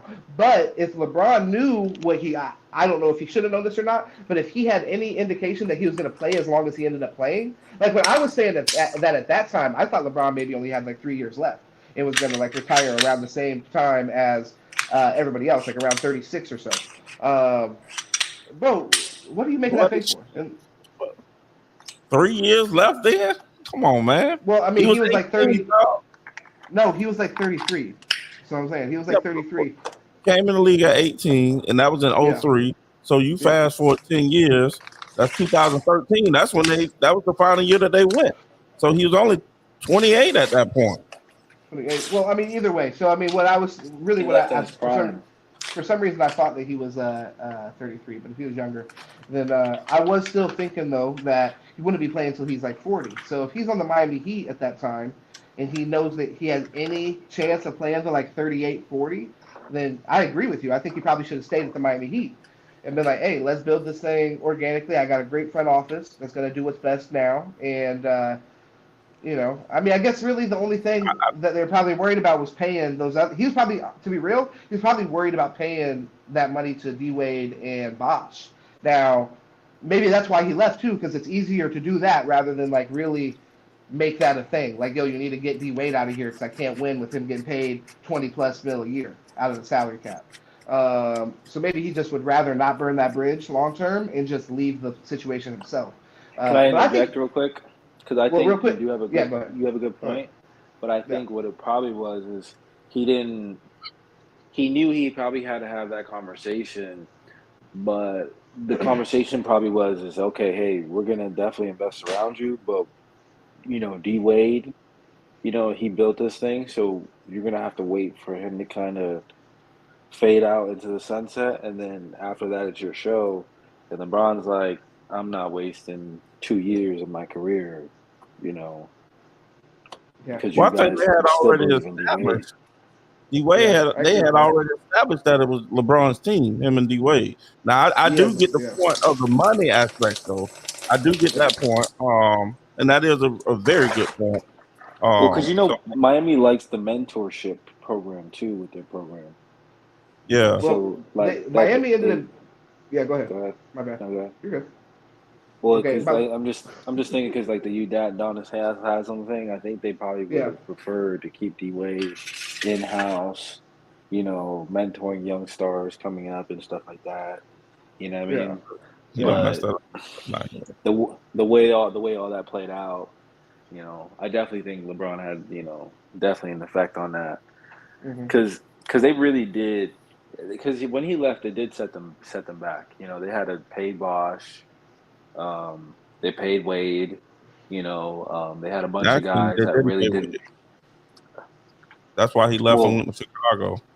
Yeah, I was gonna say that's what I wanted to interject and say because when you were talking about the mentor program, I wanted to say they ended up getting up. They got off of D Wade early, anyways. So if like they were, I don't know if they were able to have that conversation. That's why to me it would make more sense if LeBron maybe didn't even want to have that conversation. And this could speak to him not being confrontational enough or whatever. But yeah, I think the Heat they weren't willing. They wanted to keep him, but they weren't willing to keep him for the same price. So D Wade was up out of there, which obviously But Yeah, they he still had to wanted to share the pay Bulls. him. They were still willing to pay him good money, and just he wanted top dollar, Yeah, and he yeah, got it was good Chicago to money. pay him that.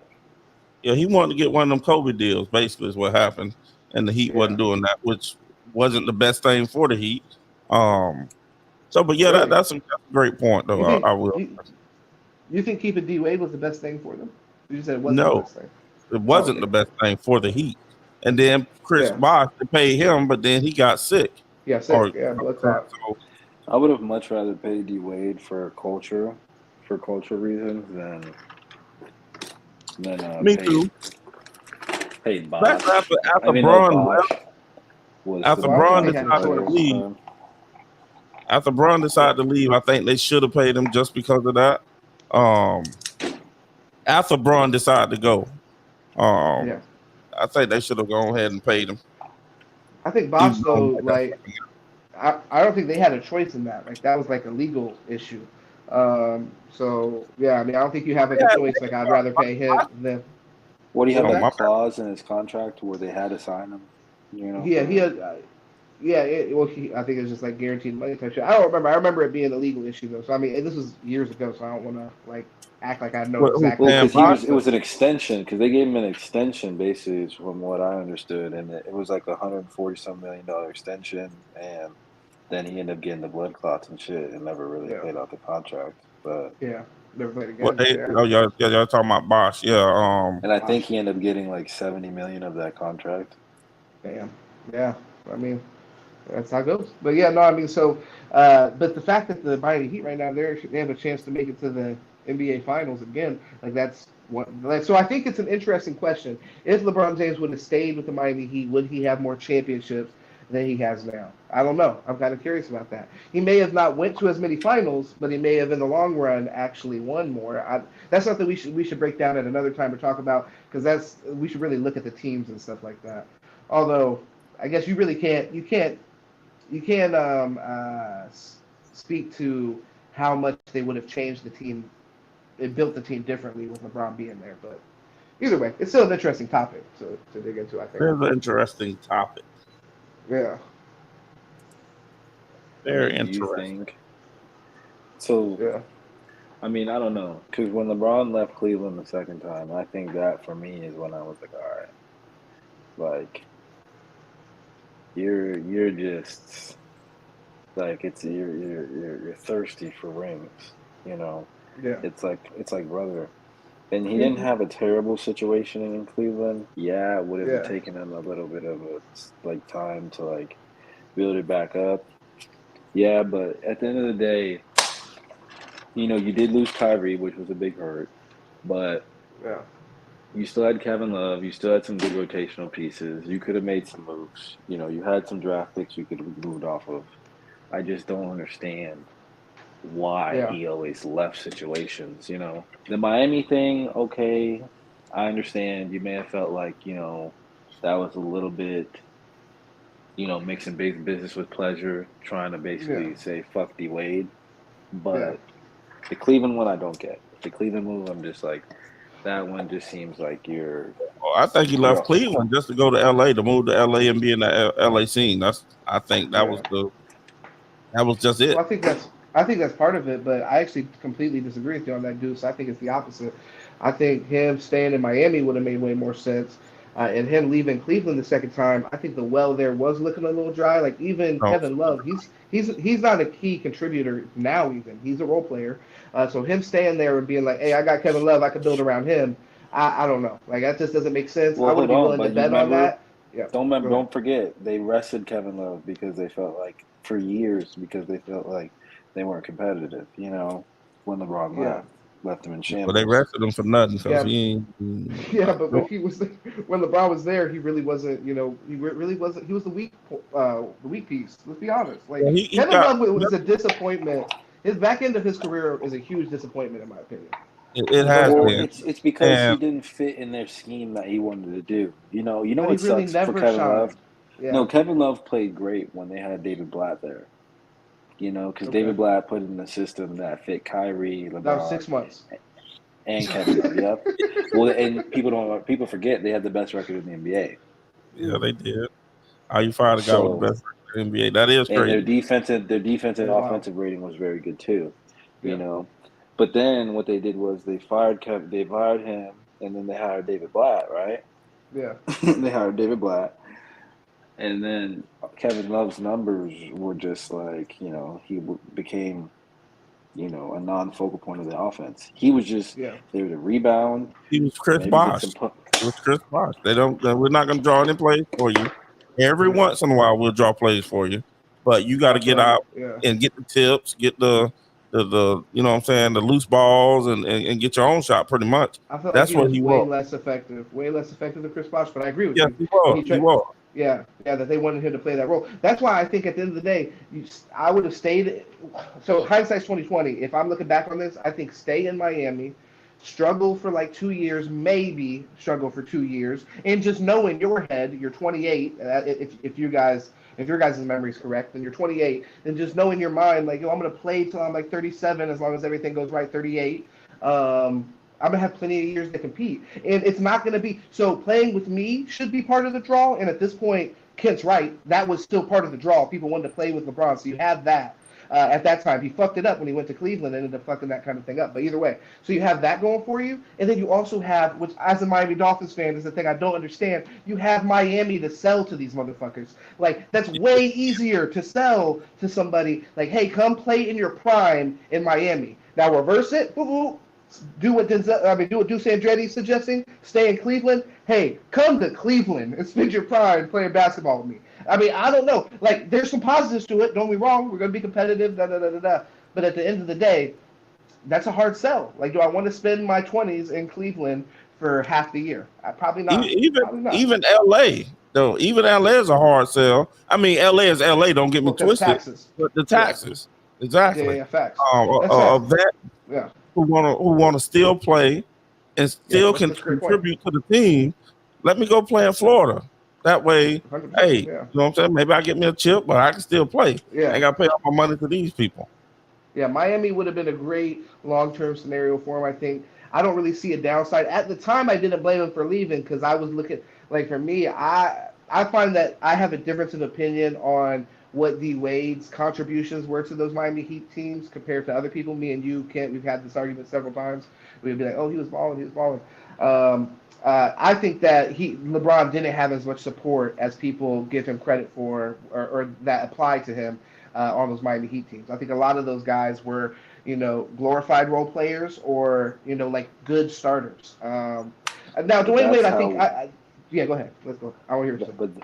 But that I think the only thing I want to say is I think that is also what he played the best with was those kind of just role players that just fit around him really well, you know. I mean, I kind of agree with LeBron played, you know, like, yeah, he wins championships when he has other, like, 2 other all-star caliber players with him, you know, and a great bench. But I think Miami was his best team, and I just felt like Pat Riley put the pieces around him that fit the best for how he wanted to play. Like, you don't need an all-star player to be a catch-and-shoot guy on the wing, you know. Yeah. Like, it's great if you have Kyrie out there, don't get me wrong. Sure. But Shane Battier will fucking do. you know, Mike Miller will fucking do, you know. And that also gave flexibility with the cap, too. What LeBron ends up doing with teams, like he's done with the Lakers and Cleveland these last 2 runs, he fucks the cap up and then he fucks their draft capital. So then he gets to a point where there's nothing left to negotiate and bargain with. And then he's just like, all right, well, I'm going to go over here. And he sets it up strategically for when his contract's going to end. You know what I'm saying? So it's like he's literally, and it's great. You know, it's very smart. I'm not trying to, you know, it's smart because I don't knock him for that. It gives him a lot of power. It gives him a lot of power and a lot of control. But you know, like but it also hurts him though, because in the long run, it's that much harder for him to build dynasties. You know what I'm saying? Like, well, I kind of do knock him for that, and that's always part of my argument. Is because you jumping from team to team, you drain them, and then I mean, but the team lets you do that, okay. But when you don't win and you're jumping from team to team, creating these teams, it hurts your it helps and hurts your legacy at the same time. False promises. So I want to rebuttal that. I want to rebuttal right because you automatically said something false. You said if you go to team, drain them. That was all hilarious, and there's some truth to that. But then you said, and you don't win. So when he switches teams, he always wins. Yeah, he wins. He did win a championship with all of them. Yes. Yeah, let's be clear. So I mean, come on. What are you talking about? I mean, you lied. You're gonna salvage everything. You get that one championship, or for the next 10 years, you don't win anything. You make it to the playoffs. I mean, but that's not really the case because the Miami Heat turned it around. The Cavs actually this time have actually turned it around. Last time they weren't able to, but that might actually have more. That might say more about Kyrie Irving truly as the number one than it does like did LeBron deplete the Cavs the first time. You know what I'm saying? So the Cavs weren't able to get it right the first time after he left, and he came back and he won him a championship. Left, and then now they've been able to recover. And like I said, the same thing with the Miami Heat. Both those teams are in the playoffs now. So the narrative of him being a team destroyer or whatever, I think is a little bit overblown. I do agree that the Heat weren't in a good position, and a lot of that is because teams get into the win now scenario because they have LeBron James, so they want to capitalize on it. But I think that's a little bit overblown. But I want to hear what you have to say. No, I was gonna say he switched like. I'm expecting him to win. I mean, they didn't even make the playoffs. What was it last year? So yes, did he win a championship? Yes, they won a championship. I'm expecting you to be there damn near every year, like he was with Cleveland. But then you're losing. You know what I'm saying? You can't always do that and always be losing. Putting teams together and always be losing. Like you're doing it, not the GM. You yourself are doing it. You expect him to win. You said, but I expect him to win. Then you're like, if he does win the championship. So it's like, let's just put it in perspective. Okay, but let's put it into perspective with different teams, with different supporting casts. So, I mean, we just have to put in perspective how hard it is to even get to the championship. That's why Michael Jordan, you'll never hear me arguing that he doesn't belong in the GOAT conversation. He does. Everything he did was amazing. But my only argument here is that LeBron's shit he's doing is amazing as well. So it's like y'all are just trying to like put him in a box somewhere and say he's like he's maybe top 10. And honestly, I agree with Kobe too, to be real. Like what he did over his career, it deserves consideration. I don't think Michael Jordan's as untouchable is all I'm saying, as everybody else says. I think there's been some other guys, and this is honestly one of the only sports until Tom Brady went and did his thing. But you'll even still get people that'll argue against Tom Brady. But basketball is, I feel like, the only sport where there's a GOAT, and people are like, we can't even have any other opinion aside from that, or else you're crazy. So it's like, but looking at the numbers, I'm like, I don't agree with that. I think there's guys that did enough to warrant consideration. And, like, LeBron James is still actually actively going. Like, this year, he damn near averaged 30 points a game type shit. So it's like... And what happened to them 30 points? Playoffs in your 20s. Brother, see, that's where we also disagree because I think he played great in this playoffs. I was extremely impressed with what he did in the playoffs.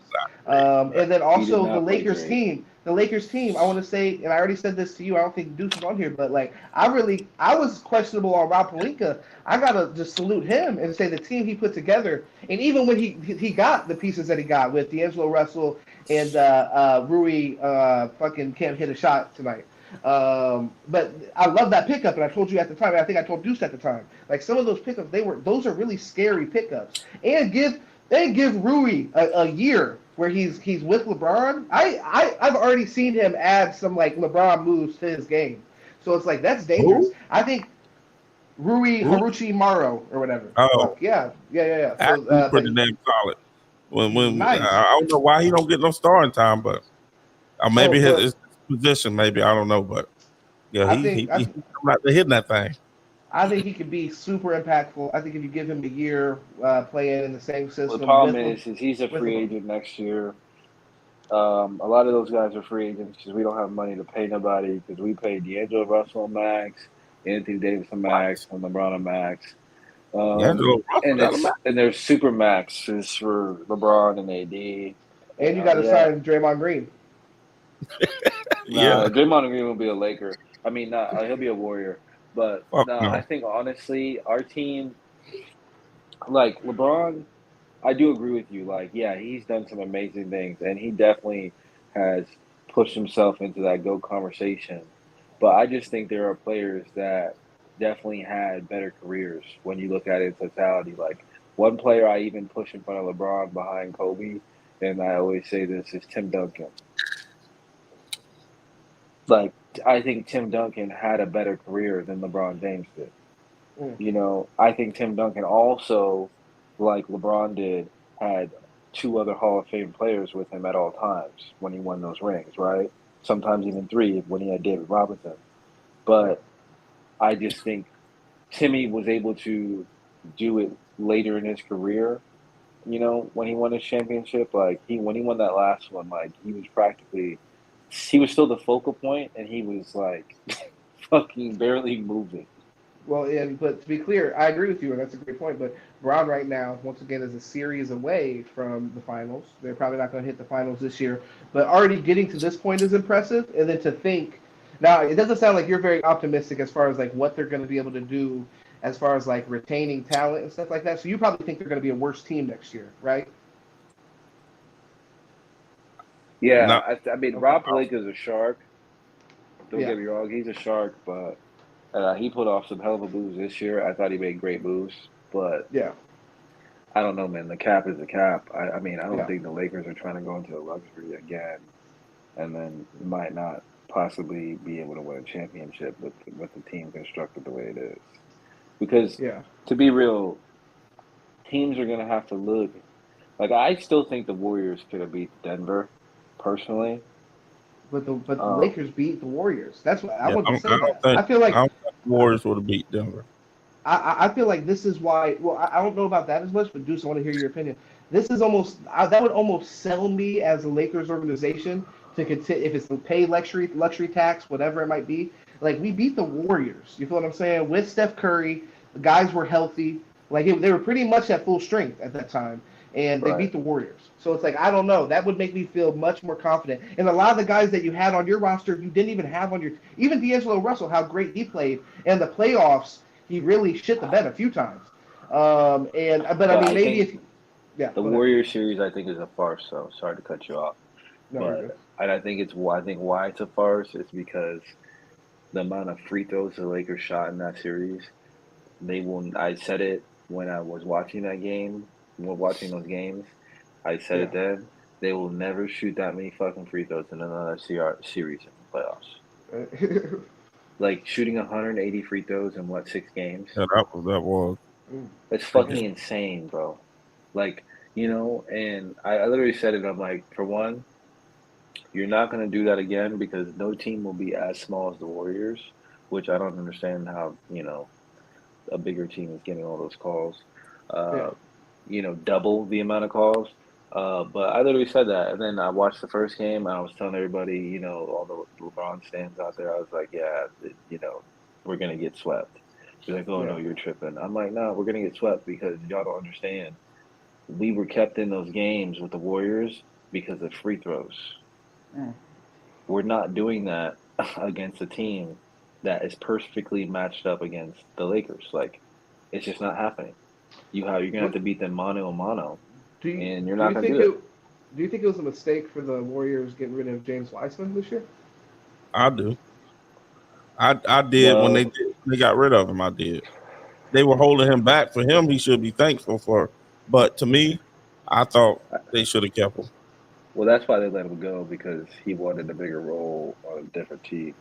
But I think, honestly, he wasn't the fit that they need.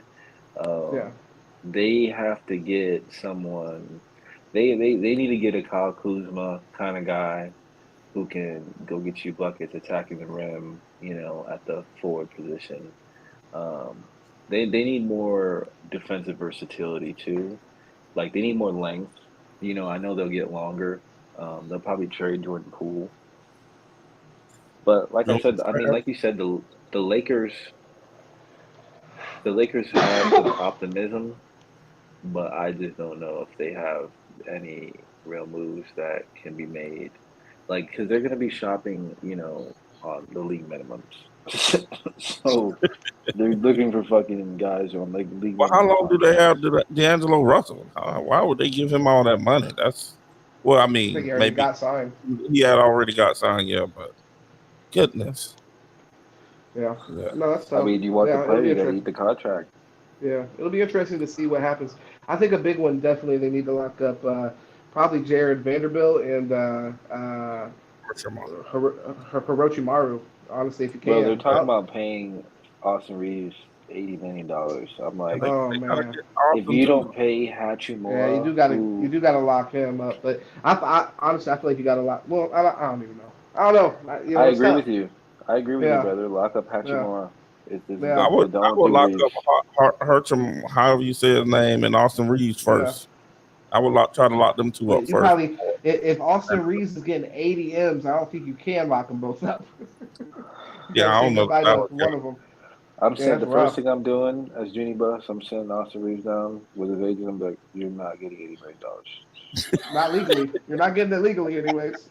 Here's this wire transfer we can do for you, but this contract's gonna have to say something else. I'm gonna send you to Caesar's Palace. You're gonna go to this room. And, you're gonna pick and maybe that's why every third month. Her man, Hersham, whatever the dude's name is. Maybe that's why he don't get. Can we just call him Rui? Like when I say Rui, y'all know who I was talking about. So let's just Rui. call him Rui. Yeah, okay. It's easy. That's why Rui probably don't get as much playing time. Yeah. Keep his minutes down. Yeah, he's efficient though, man. When he's having a good game, he can be extremely efficient.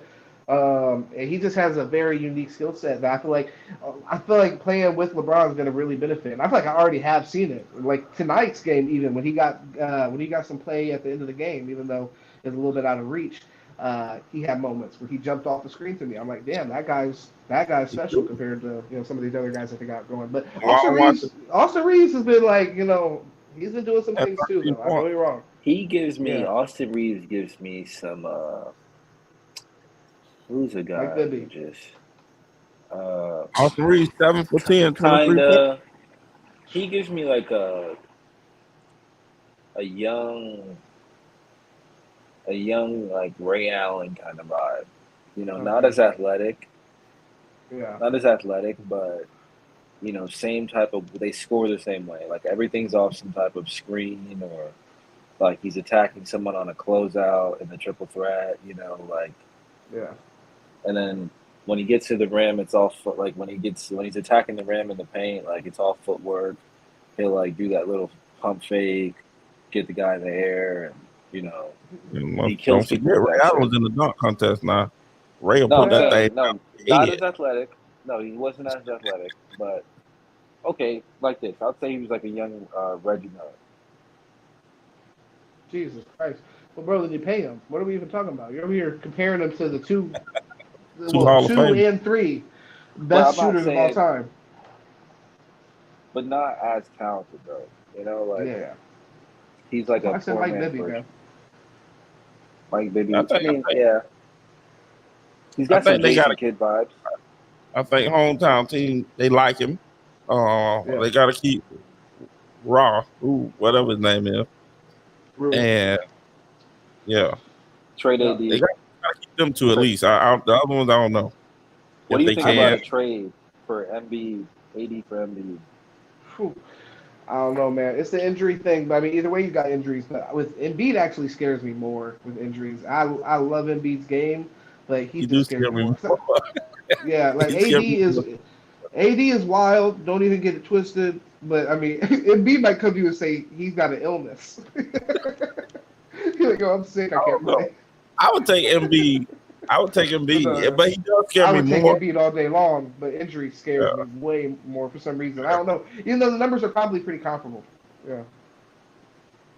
Yeah, I would take Embiid and try to play him more as a traditional center. But I would take Embiid first, though. Yeah, it's me. What about So what about this? So you both take pop. So you would take. So you said you would take AD, James. I don't know. I really don't know. I probably would take AD, honestly. Yeah. So what about between Cat and AD? Who would you take? I'd definitely take AD. Yeah. I don't even but you make it. No, it's a great point. It actually is a great point because it points out how we feel about Cat, because Cat's way more reliable than any of the guys we're talking about. Way more reliable. But as far from an injury standpoint, health-wise, he's way more reliable. Is what I mean. Yeah. So yeah, I mean, like in reality, the fact that it's not even a question either of those guys. I don't want Cat anywhere near my franchise for real. But that's probably foolish, to be honest. I don't know. That's a sneaky question because I think the logical decision probably is Cat, to be honest. He's younger. He has like a pretty similar skill set. Shoots better. Yeah, can bring you like a lot of the production that you're going to get from those guys, and he's going to be way more there from a health standpoint. Like AD, when I say that Embiid worries me more than AD, it's not like AD don't really super worry me. Like he's like number 2 on the list of like who I'm most worried about. But yeah, so I don't know. That's a great question though. I would probably not go Cat. What's your opinion? Would you say Cat? Me? I'm taking AD. No, Deuce. I'm asking Deuce. If I take Cat is going to have to play more traditional center. Get all them. Yeah. See this man posting up. Got 5 inches shorter than him, and he passing it. Man, if you don't go sit down somewhere. Crazy. I don't know. I probably would take Cat with LeBron on the team. Yeah. Because you're right. Yeah. Well, that might be a good one though. Now that you say that with Braun. Yeah. Personalities, I think, would be great. Yeah, they both want to win. They both take care of their bodies the same way. I mean, that's a big thing with Cat. Like, Cat got on Anthony Edwards about that. Because Anthony Edwards, I guess, he took shit. And he actually got Anthony Edwards to get a shot. What did Anthony Edwards say back? He said, but you're a pussy, so what about that?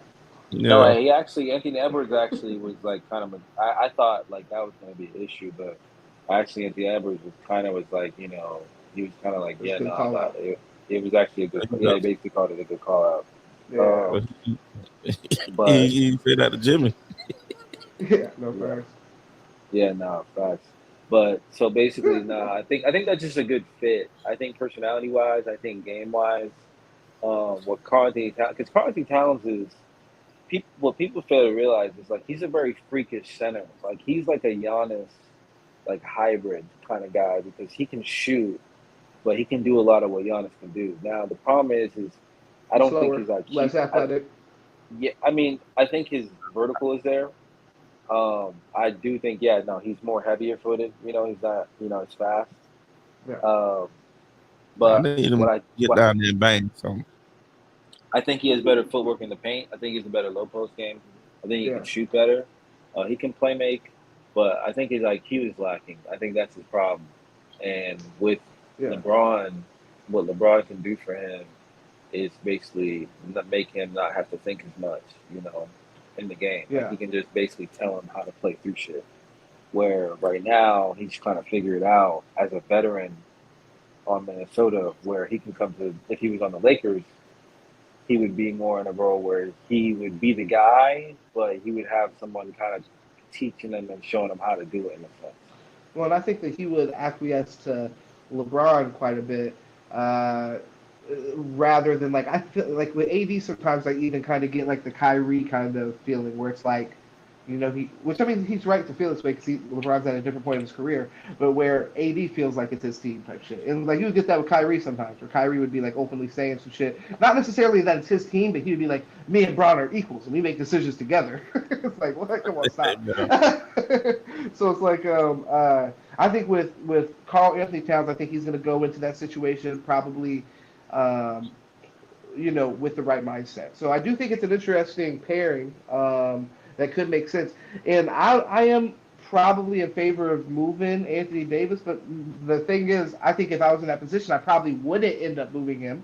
The reason being is because I think it's going to be extremely hard to get something back that you feel like at the high end you're getting the same value. Now, my biggest issue, aside from injuries with Anthony Davis, and I think you saw it tonight at times when his ass was getting bullied in the fucking paint, it's like sometimes he's just not willing. Like he is just an unwilling Like we were talking about him being an anchor. That's why I was like, bro, if your defensive anchor is a fucking pussy, you know what I mean? It's like at the end of the day, you need to find somebody else. Like even if they're less talented or less skilled, you need to have somebody that's just going to be willing, at the very least, to put their ass on the court because they got knocked over or they caught a fucking elbow or something. You know like, what's he funny, literally though? he'll give good looks away. And I'm like, bro, what is he doing right now? So, but go ahead. I want to hear what you say. Yeah. What's You know why? Because he went over there and he fucking played Kayvon Mooney, who doesn't have an offensive game, and he thought shit was sweet. And then now he's seeing Joker, and who's literally got he's a 3-level fucking perimeter playmaker, and scorer. AD knows that. He knows all that. That's why he doesn't want to play 5. Well, I don't even think he wants to get in front of that 300 pounds. You feel like he literally, when he's guarding me, looks like he's like, this motherfucker's too big for me. Which I'm like, but he's not. You know what I mean? Because the position you're playing, he may be bigger than you, but you should be able to. If you're an elite player, we're talking about a top 5 player in the NBA, which is what a lot of people say he is. You got to figure that out. Like, you know what I mean? Whether it's by hook or crook, fucking finesse. You got to figure out a way. Like, that's really his matchup to figure out in the series. Is Jokic. That's why a lot of it I don't put on LeBron. I'm like, this is where AD should be stepping in. This is the matchup. Everything's there, and Jokic is stepping in there and making it look fucking easy. So it's like, but Jokic is playing like a guard. AD has to guard him like a guard. You're sitting here and you're trying to hover your fucking feet in the paint, not. And then the biggest problem is they play so much better defensively when LeBron's off the court, because then they just throw bodies at Joker. LeBron wants to sit there and cover in the paint, and now you're playing 3-on-4 on the perimeter, and you got Jokic out there just fucking creating off pick and roll and shit. It's like, dude, y'all got to fucking make some adjustments, and the adjustment is. Well, did y'all notice? They had switched Murray they switched LeBron onto Murray. And that shit didn't go long because Murray's gonna run his ass to death. So you can do that for 1 or 2 sets or whatever, game on the line, stuff like that. You can't do that the whole game. But that was the problem with the Warriors. They wouldn't run LeBron to death. And that was probably one of the reasons why they lost the game. Because he wasn't getting tired. Yeah. It's an interesting perspective. I think they wore him out. I think they did. Not enough. Not for their series. I think they wore him out. It just so happened that they wore him out. They wore him out for the next guy. I called this series being ugly. I kind of just knew it was coming. Just looking at once I watched the Nuggets actually play a game. Because I really don't like Phoenix, so it's hard for me to watch them play. Just because they went and even made the Kevin. That shit was ugly anyway. The Kevin Durant move was just, to me, fucking stupid. So I can't watch Phoenix, but I watched them anyway. Yeah, they went all in on that. And when I watched them, I was like, yeah, all right, this Denver team is legit. They're definitely probably the best team in the West right now. How long KD got on his contract? He got 2 or 3 years left, don't he? Yeah, he's going to be there for a while. Okay. Hey, I'm sure you're probably going to wrap it up or whatever soon, but I want to see, do you know who won the boxing match tonight? Boxing? I ain't even know there's a boxing. There's a big boxing match tonight between Devin Haney and Vasily Lomachenko. But I mean... Yep, he went off. I don't know where he went. I have no clue.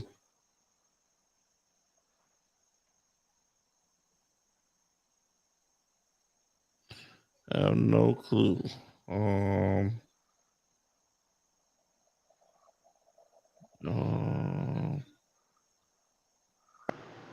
it's going right now. It's all good. They're in the 8th round. Yeah, I was just asking. I mean, like, it's a big boxing match. Hey man, Yeah. you might need to name this man LeBron lover comes in and saves the day or something. I say that because I'm saying genuinely because titling like that. I've been watching some videos. They say that's what you need to do. Like it needs to be kind Oh of yeah, yeah. general, but then yeah. I did think of before I made it. I'm like, shit, I need to think of something else. Yeah. Yeah. Yeah, so just saying, just something like that. I've been like, I was watching a video and they were breaking that shit down, and they were talking about some of like PVDs, titles, and wow, okay, this man's playing it through like it's the radio, like it's the 1940s. With the left hook, he goes down with the right hook. Oh my god! Hey brother, do you got to listen to the commentary? That's all I ask. Do you have to listen to the commentary while you're watching it? That's not me. No, I'm talking to Deuce Oh. Andretti. I know who it is. Yeah, I'm watching this fight right now. Brother, can you turn the commentary down so we can hear it? You know what I mean?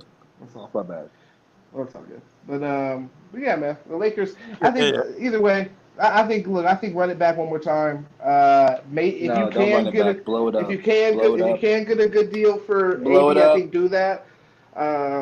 But I would be like me personally, like I said, man, I clap it up for LeBron every night before I go to bed.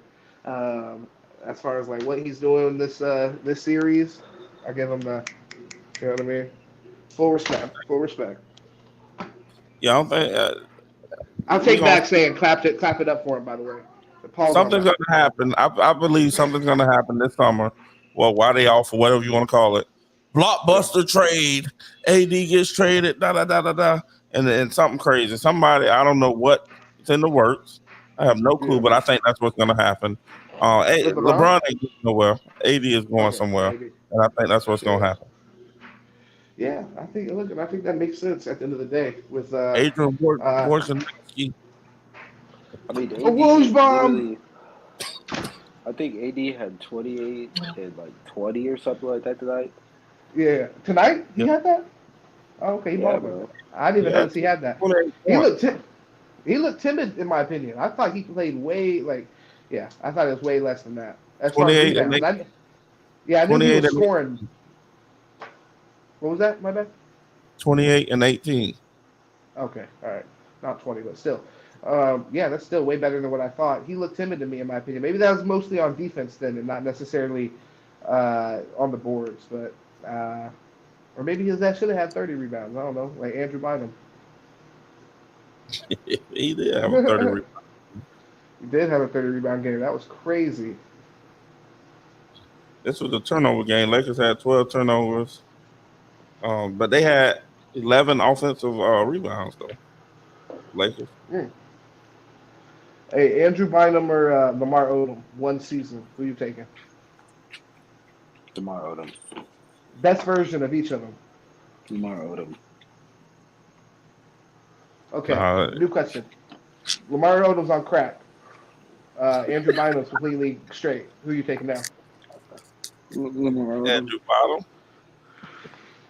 Dude Andretti supplying him with the crack. He's like, I just got another customer. Lamar Odom literally won a championship on crack.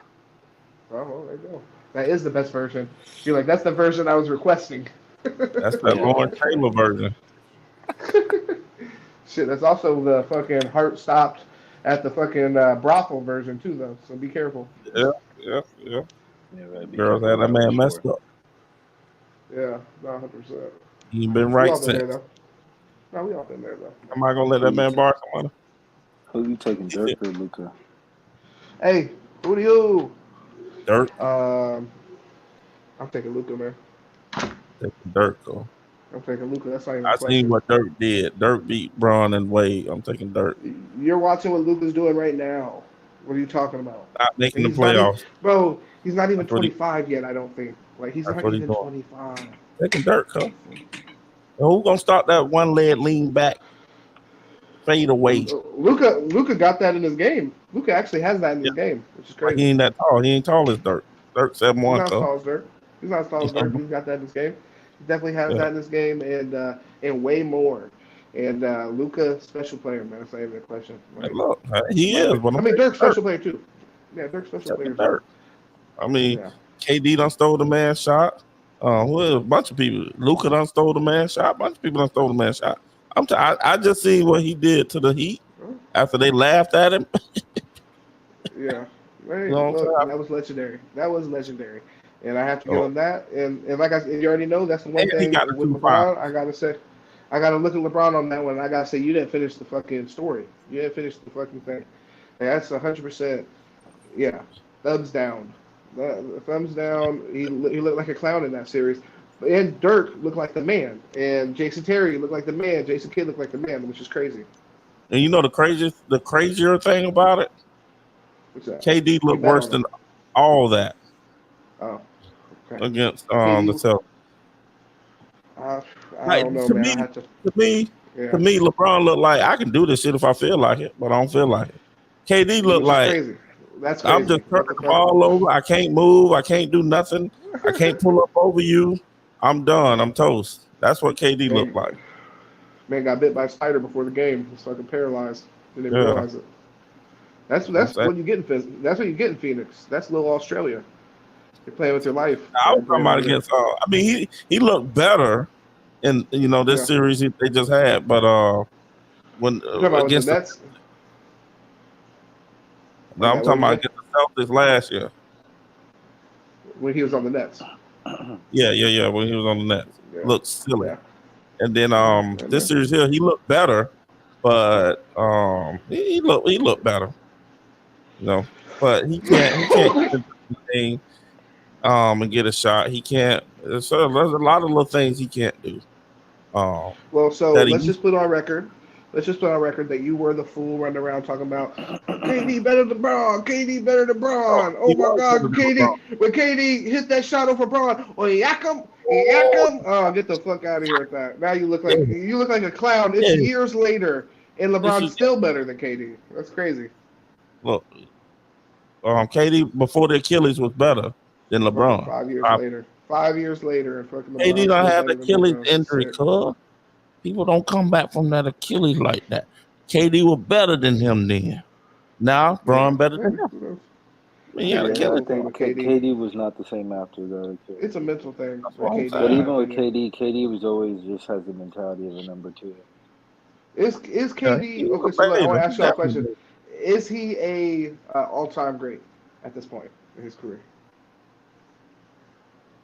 All-time great. Yeah, I would have said before, but now, I mean, he may have been like take away what he did. Yeah, he in the top 15. See, I don't like when people do this shit because you're doing something where you're like, I would have put him in, I would have made him, but then he kept playing. Like, what the fuck does that even mean? Like, you can't take away what he already did. Because while he's still in, anytime he went to the finals once, and it's outside of Golden State. He went to the finals once. He left Golden State to lead his own team. They beat the Spurs? They beat the Spurs to get there, didn't they? I think so. Yeah. They beat the Spurs. That's what I'm saying. Like, you can't. I don't like how we act like the season. They couldn't They could not stop Russell Westbrook. That's what it was. Westbrook was too much for Tony Parker at that time in his career. It was too much energy. That what it was. I feel you, but I'm just saying, like that team in general, Russell Westbrook deserves credit for that. I mean, what Russell Westbrook just hasn't. I don't know. Russell Westbrook probably deserves a lot of credit at the end of the day for his game in general. Like from a statistics standpoint, his stats are going to be fucking out of this world at the end of his career across the board.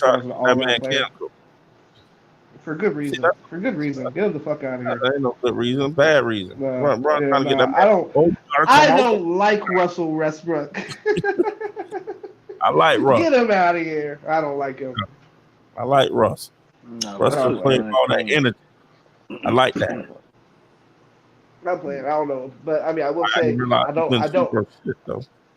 I don't want him on my team, though. I'll be honest with you. So I mean, that's just how I feel. I'd rather not. He saved the Clippers this year. At least made it entertaining. You know what I'm saying? He did. No, he stepped out a few times and balled. Deuce and Dre, what about you, brother? You want Do you want Russell Westbrook on your team? Yeah, I want Westbrook on my team. Yeah, I mean, I just don't want to have two, all-star non-shooting point guards on the same team. Oh, gotcha. Yeah, covering up the fact that he had him on his team, and he wanted more than anything for him to get the fuck off the team. Yeah, but do the same thing. Why are you gonna have two people who do the exact same thing? Whoever thought that would work, other than GM LeBron? Yeah, that's one thing. And I mean, I guess you could blame LeBron for this, but that's another, like, I think part of this conversation that we don't a lot of times take into consideration is when you're comparing LeBron and like Michael Jordan, LeBron actually had to like fight over the ball with other number one scorers, like players that's what they did best, like Dwayne Wade. Like if Dwayne Wade didn't have the ball, he had very little of an off-ball game, at least at the beginning of the tenure they had together. So. Yeah, but I mean, what? Well, I mean, other than 1 year, he had to. Yeah. He didn't have to fight. Kyrie Irving. Kyrie Irving, are you fucking dumb? Hello, I mean, like, what are we talking about right now? Okay, 2 years. Two and a half, 3 years. They played together for several years. What are you talking about? These are players, and then also, okay. They played together for what was that? What was it? 2 years or 3 years? Kyrie Irving and LeBron? Yeah. You're saying? I think 2 years. It could be 3, though. I mean, like you said, it could be 3. The first year they got hurt, MK Love. The second year they beat the Warriors. And I don't know, did he come back after that year? I think he was out of there, man. I think he got out of there as soon as he could. So we're talking 3 years. Because after year one, Dwayne Wade said, "This your team, bro."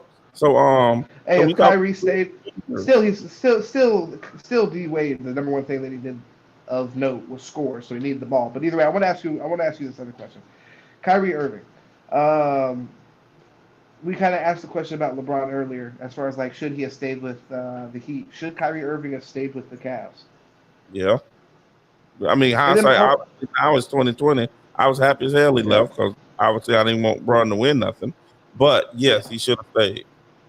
Yeah, it's interesting to me. I think that situation maybe he needed to leave because I like Kyrie just might be a person, he can't stay in one place, man. You'll just end up rubbing people the wrong way eventually. You just got to get up out of there. So you get the best product in a short period of time. But I can't even say that because it's been completely off the rails since then. With the Celtics was a shit show. You have the Nets was a super shit show. It just keeps getting worse. And then the Dallas Mavericks was, you know what I mean? We're still seeing that, but right now it's looking like a shit show. They just missed the playoffs. Yeah. When they were in playoffs, weren't they in the playoffs when he got there? I think so. I know they were getting their ass tore up for pretty much the rest of the season.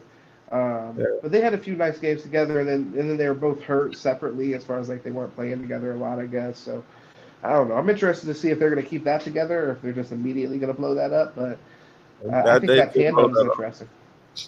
They should blow that up. I don't know how.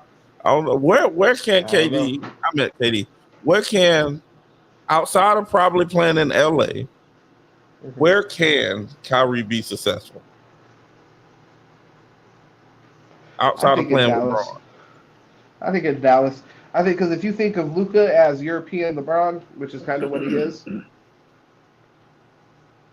have him play that same role with him. They need to build a team around him. They need to get some guys that are bought in on defense. And they So I mean, need the ball though.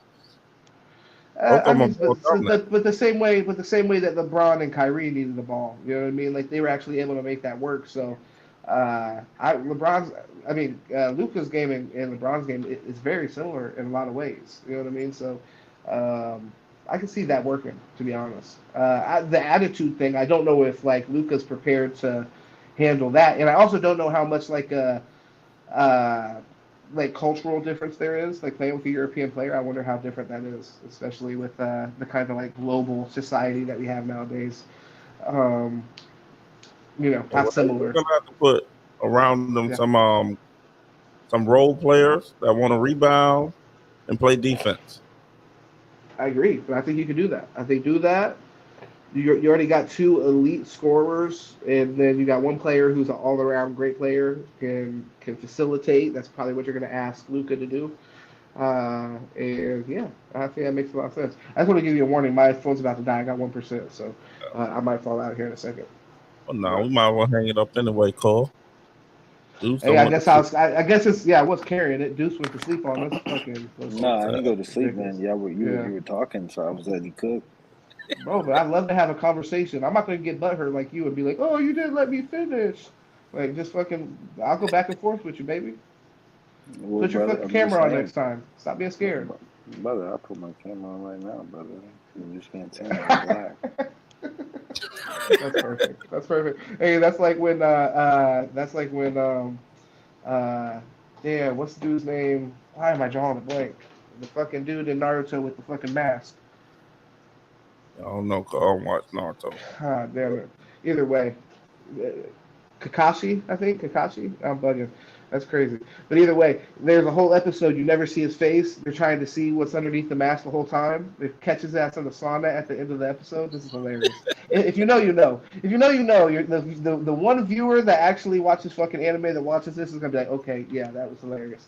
But so at the end of the episode, they do all this random shit trying to catch him like eating, taking the mask off, and all this because he's a ninja.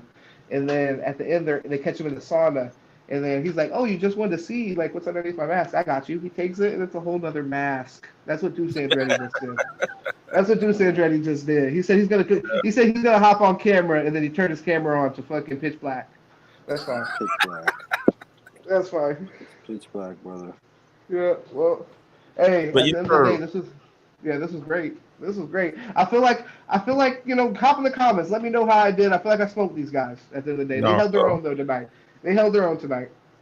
We're gonna be back tomorrow. We're gonna see the I fell asleep the other night, man. Last night.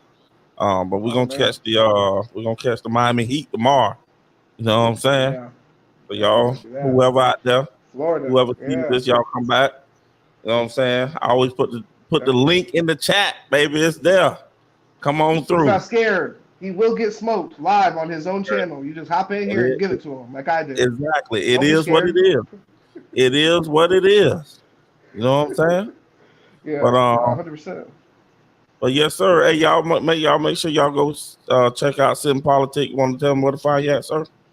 Sitting Politic right there, man. Type Sitting Politic, because I took the podcast out actually, because they were bullshitting on YouTube. I'll tell you how YouTube fucking motherfuckers try to do you.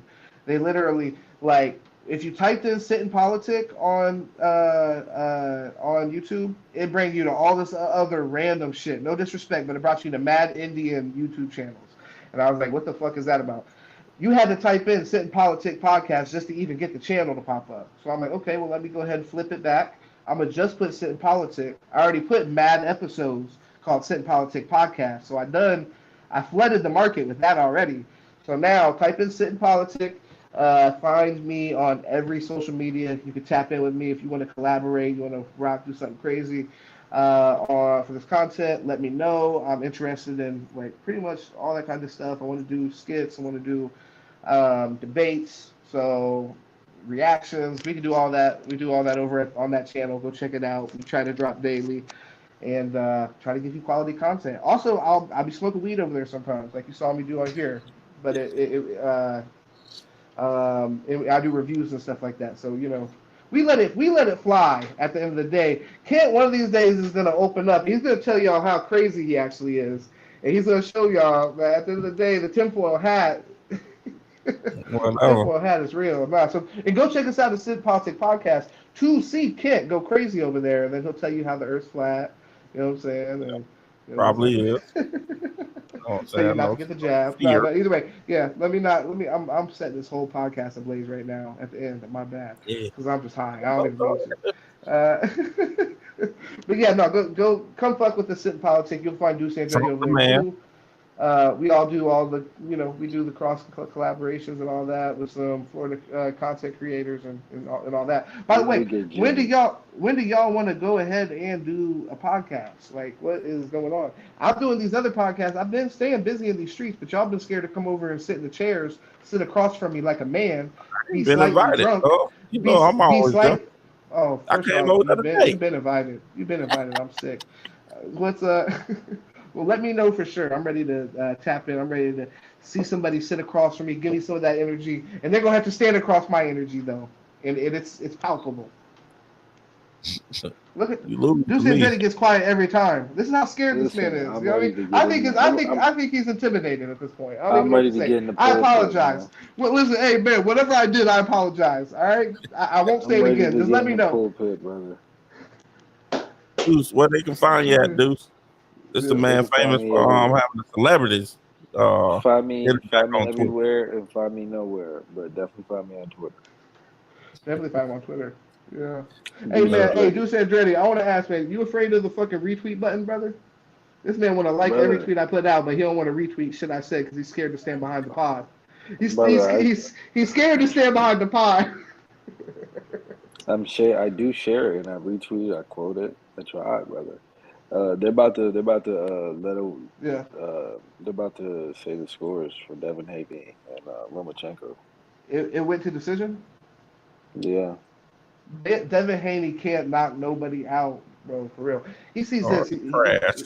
He better threaten me when he sees this. That's all I'm gonna say. He Look, landed more punches, I guess, but I don't yeah, know. bro. We'll see. He might win. Well, no, No, so he didn't land more punches, but he landed more percentage of his punches. Okay. See, who did you think was gonna win going in? Honestly, I didn't know because Lomachenko's a great fighter, and it was basically like Lomachenko was gonna win. is Devin Haney gonna rise to the occasion? Yeah.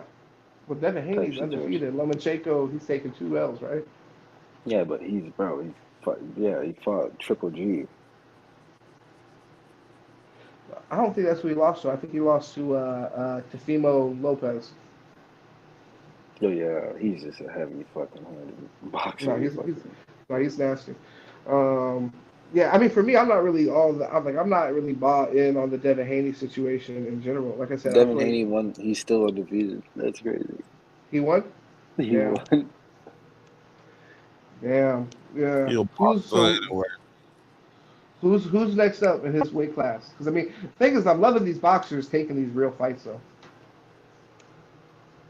Hey, a dude say on Facebook, he say if Braun come back from 3-0, y'all better deactivate y'all Facebook because your boy go crazy. Yeah. Well, that's facts though. That's fact. Oh, he said that. He said that on about our video. As a comment, or was that a comment or a status or something like that on Facebook? No, this is just a status on Facebook. I invited dude on 1,000 times. He's scared, Cole. No, I gotta come up here when my Warriors lose. I still gotta come up here. I represent you, brother. It's all good. I represent you when they try to disrespect Braun. It's all good. It ain't all good. No, come show your face on the thing. No, I uninvited I him. represent you, brother. It's all good. I'm not gonna say you're scared. You might just be busy or something. You know, Oh, he's scared. He's scared. I don't want to come on the pod. Hey, you could be scared. Bro, he won Devin Haney won unanimous decision, by the way, which is crazy. Nice. But I ain't watching. I can't speak on it really. So I mean, I think there's no way LeBron can come back from 3-0 because in reality, he doesn't have the legs to do that. Yeah, there's no gas in those legs to be able to attack the rim for 4 nobody's ever games. had the gas in their legs to come back from 3-0. That's why it's probably not gonna happen. Not at 38. Not at 38. He would need his team to perform just great. Every player. Yeah. Every player around him would have to just lock in. Hey. Yeah. I hope it's a sweep. Yeah. I hope it's a sweep. But I mean, I ain't counting them out to the over. Yeah, I don't want it to be a sweep, mainly because I don't want like the Nuggets to have mad rest and whoever they play. I want it to be somewhat even. You know what I mean? Like, as far as like the amount of they might get swept too. I know. I was thinking that when you said that, I was like, well, damn, if this is a sweep, Eastern Conference might be a sweep too, and then I guess we just get right to it. So, I mean, if that situation happened, I wouldn't be mad. I think it would be interesting. I just wouldn't want. I wouldn't want them to get a sweep and then the Celtics and the Heat have a long series. Yeah, Because I mean, definitely. and especially if the Heat make it to the finals, I feel like, man, the Heat have been making it through each of these series through like they've been grinding, like Matter of fact, they lost their play-in game. Their first play-in game. bro, like crazy. So it's like Jimmy Butler. We were talking about LeBron's legs. I don't know how much more juice Jimmy Butler has in his legs. If the Celtics series goes long, and then if that Nuggets series, I think there's no way that doesn't go long. The only way the Heat win that, I think, is in the long series. Man, because they conditioned for this, and he's a little younger, obviously, but they conditioned for. Huh? Yeah, a little younger. Yeah, the Heat conditioned for this. You know, you got a certain weight you got to come in, a body fat, whatever it is. All them boys are thin. Professionals. I mean, they got Kyle Lowry thin. Mm-hmm. No, I feel you on that. I don't know. I mean, maybe he could do it then. I mean, I don't know. I'm just speculating, really. I think that either way, I think the Nuggets got it. I've been on the Nuggets for pretty much the playoffs as far as like they just look locked in. They look like it in the last few years. It's like you can kind of just feel a team when they're about to hit their stride, and they've been kind of that team where it's like, they're in the playoffs every year. They get a little bit more competitive. They seem to figure it out a little bit more. But you see the pieces going into the playoffs where you're like, that team's elite, but then they end up shitting the bed every time. Yeah. And they just slowly build that confidence up. They slowly tune the team to be, exactly the team they feel like they need to compete. And I think that's what you're seeing with the Nuggets. It just feels like it's time. I could see them losing in the finals, but I feel like they're the favorites going into the finals. But I could see the Celtics or the Heat beating them theoretically. But I never saw the Lakers doing it. They would be the favorites on either one of those teams, to be honest. I agree, but I could just see the maturity of those other teams possibly coming into play. And the experience, and that giving them maybe, what they need to just etch out, like probably a 7-game series. But I agree with you. Going into the series, I could say I'm already picking the Nuggets to win the championship for sure. Yeah. Yeah, I'm picking them to go and win that thing. Hello? Dang. Oh. No, I just had to mute that because I was eating these crackers right here. That's cool. I didn't know if it's coming to the mic. We're going to cut this thing off. You know what I'm saying? We're going to be back. Well, I'm going to be back anyway. Tomorrow night. You know what I'm saying? I'll be locked in here. One way or another. I'll be in the comments or I'll be in the thing here. Either way, you're getting roasted. So it's all good. Appreciate you. Yeah, let the fans decide. Go check me out, Sid Politic, baby. Hey, man, I appreciate it. I appreciate y'all coming out. Hey, everybody out there, like, comment, subscribe, share, all that good stuff. Go over there, Sit in Politics. Make sure y'all show them some love over there. And with that being said, you know what I'm saying? Y'all know what we do at the end of the show. You know what I'm saying? We're going to go to this Julio over here. Where you at? There you go. I'm never sitting with the one, and I'm not rapping for fun. I'm not popping with guns, I just pop up with puns. I hang with Jesus the Son, the devil trying to be done. It was a 3-on-1, then lightning crashed like thunder. You gon' burn and live right under. You just cannot win this, cause it is finished. Look, draining my life, then God replenish. Say you were God, you should've stayed in your place. But that's not the case, so clean your mouth out. I'm not talking toothpaste. Look, in present tense, I'm making the ground shook. Got verses after verses, but I'm missing a hook. Yeah. Have you ever read his book? Read the Rainbow, go ahead and take a look. Filling bars, just call me alcoholic cook. Spitting like a pro, but I'm really just a rookie. I got me a weapon and it ain't got no steel. Straight leather, and this is how it feels to spit something real. Make these demons squeal. High pitch, false chord inserted right here. On the forehead got a seal. Yelling to you dogs finna make you all heel. When the underbelly's yellow like banana peels. Try your best not to get caught up in your feels. Barking at you big like I'm trying to sign a deal. Guess you got a line, but you're missing all the reels. Then some fake people come and they'll just appear. I gotta stop this. I'm feeling nauseous. Getting sick of this flow, I keep on coughing. I got a feeling we're old like Tupac and Biggie in the prime of hip-hop and these coffee. On that Brooklyn Bowl spitting at him with acrylic. Gotta paint a picture and rate him like man feeling. Stay a fan, you own my ceiling. Jesus died, but he is risen. A rock can't stop my God, he's not in the tomb, he's gone.